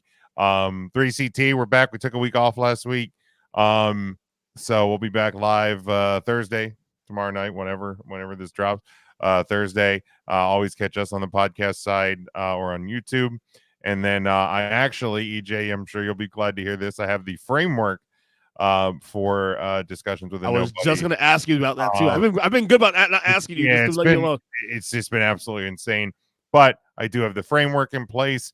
Not sure if I'll get to it this weekend. I will try to get it in before the election because get some of my thoughts on that prior to Election Day. I figured you'd do that. I figured you would get somebody for the election. That's why I was going to ask you about that. But hey, you beat me to it. Anyway, good job, fellas. Yeah, man.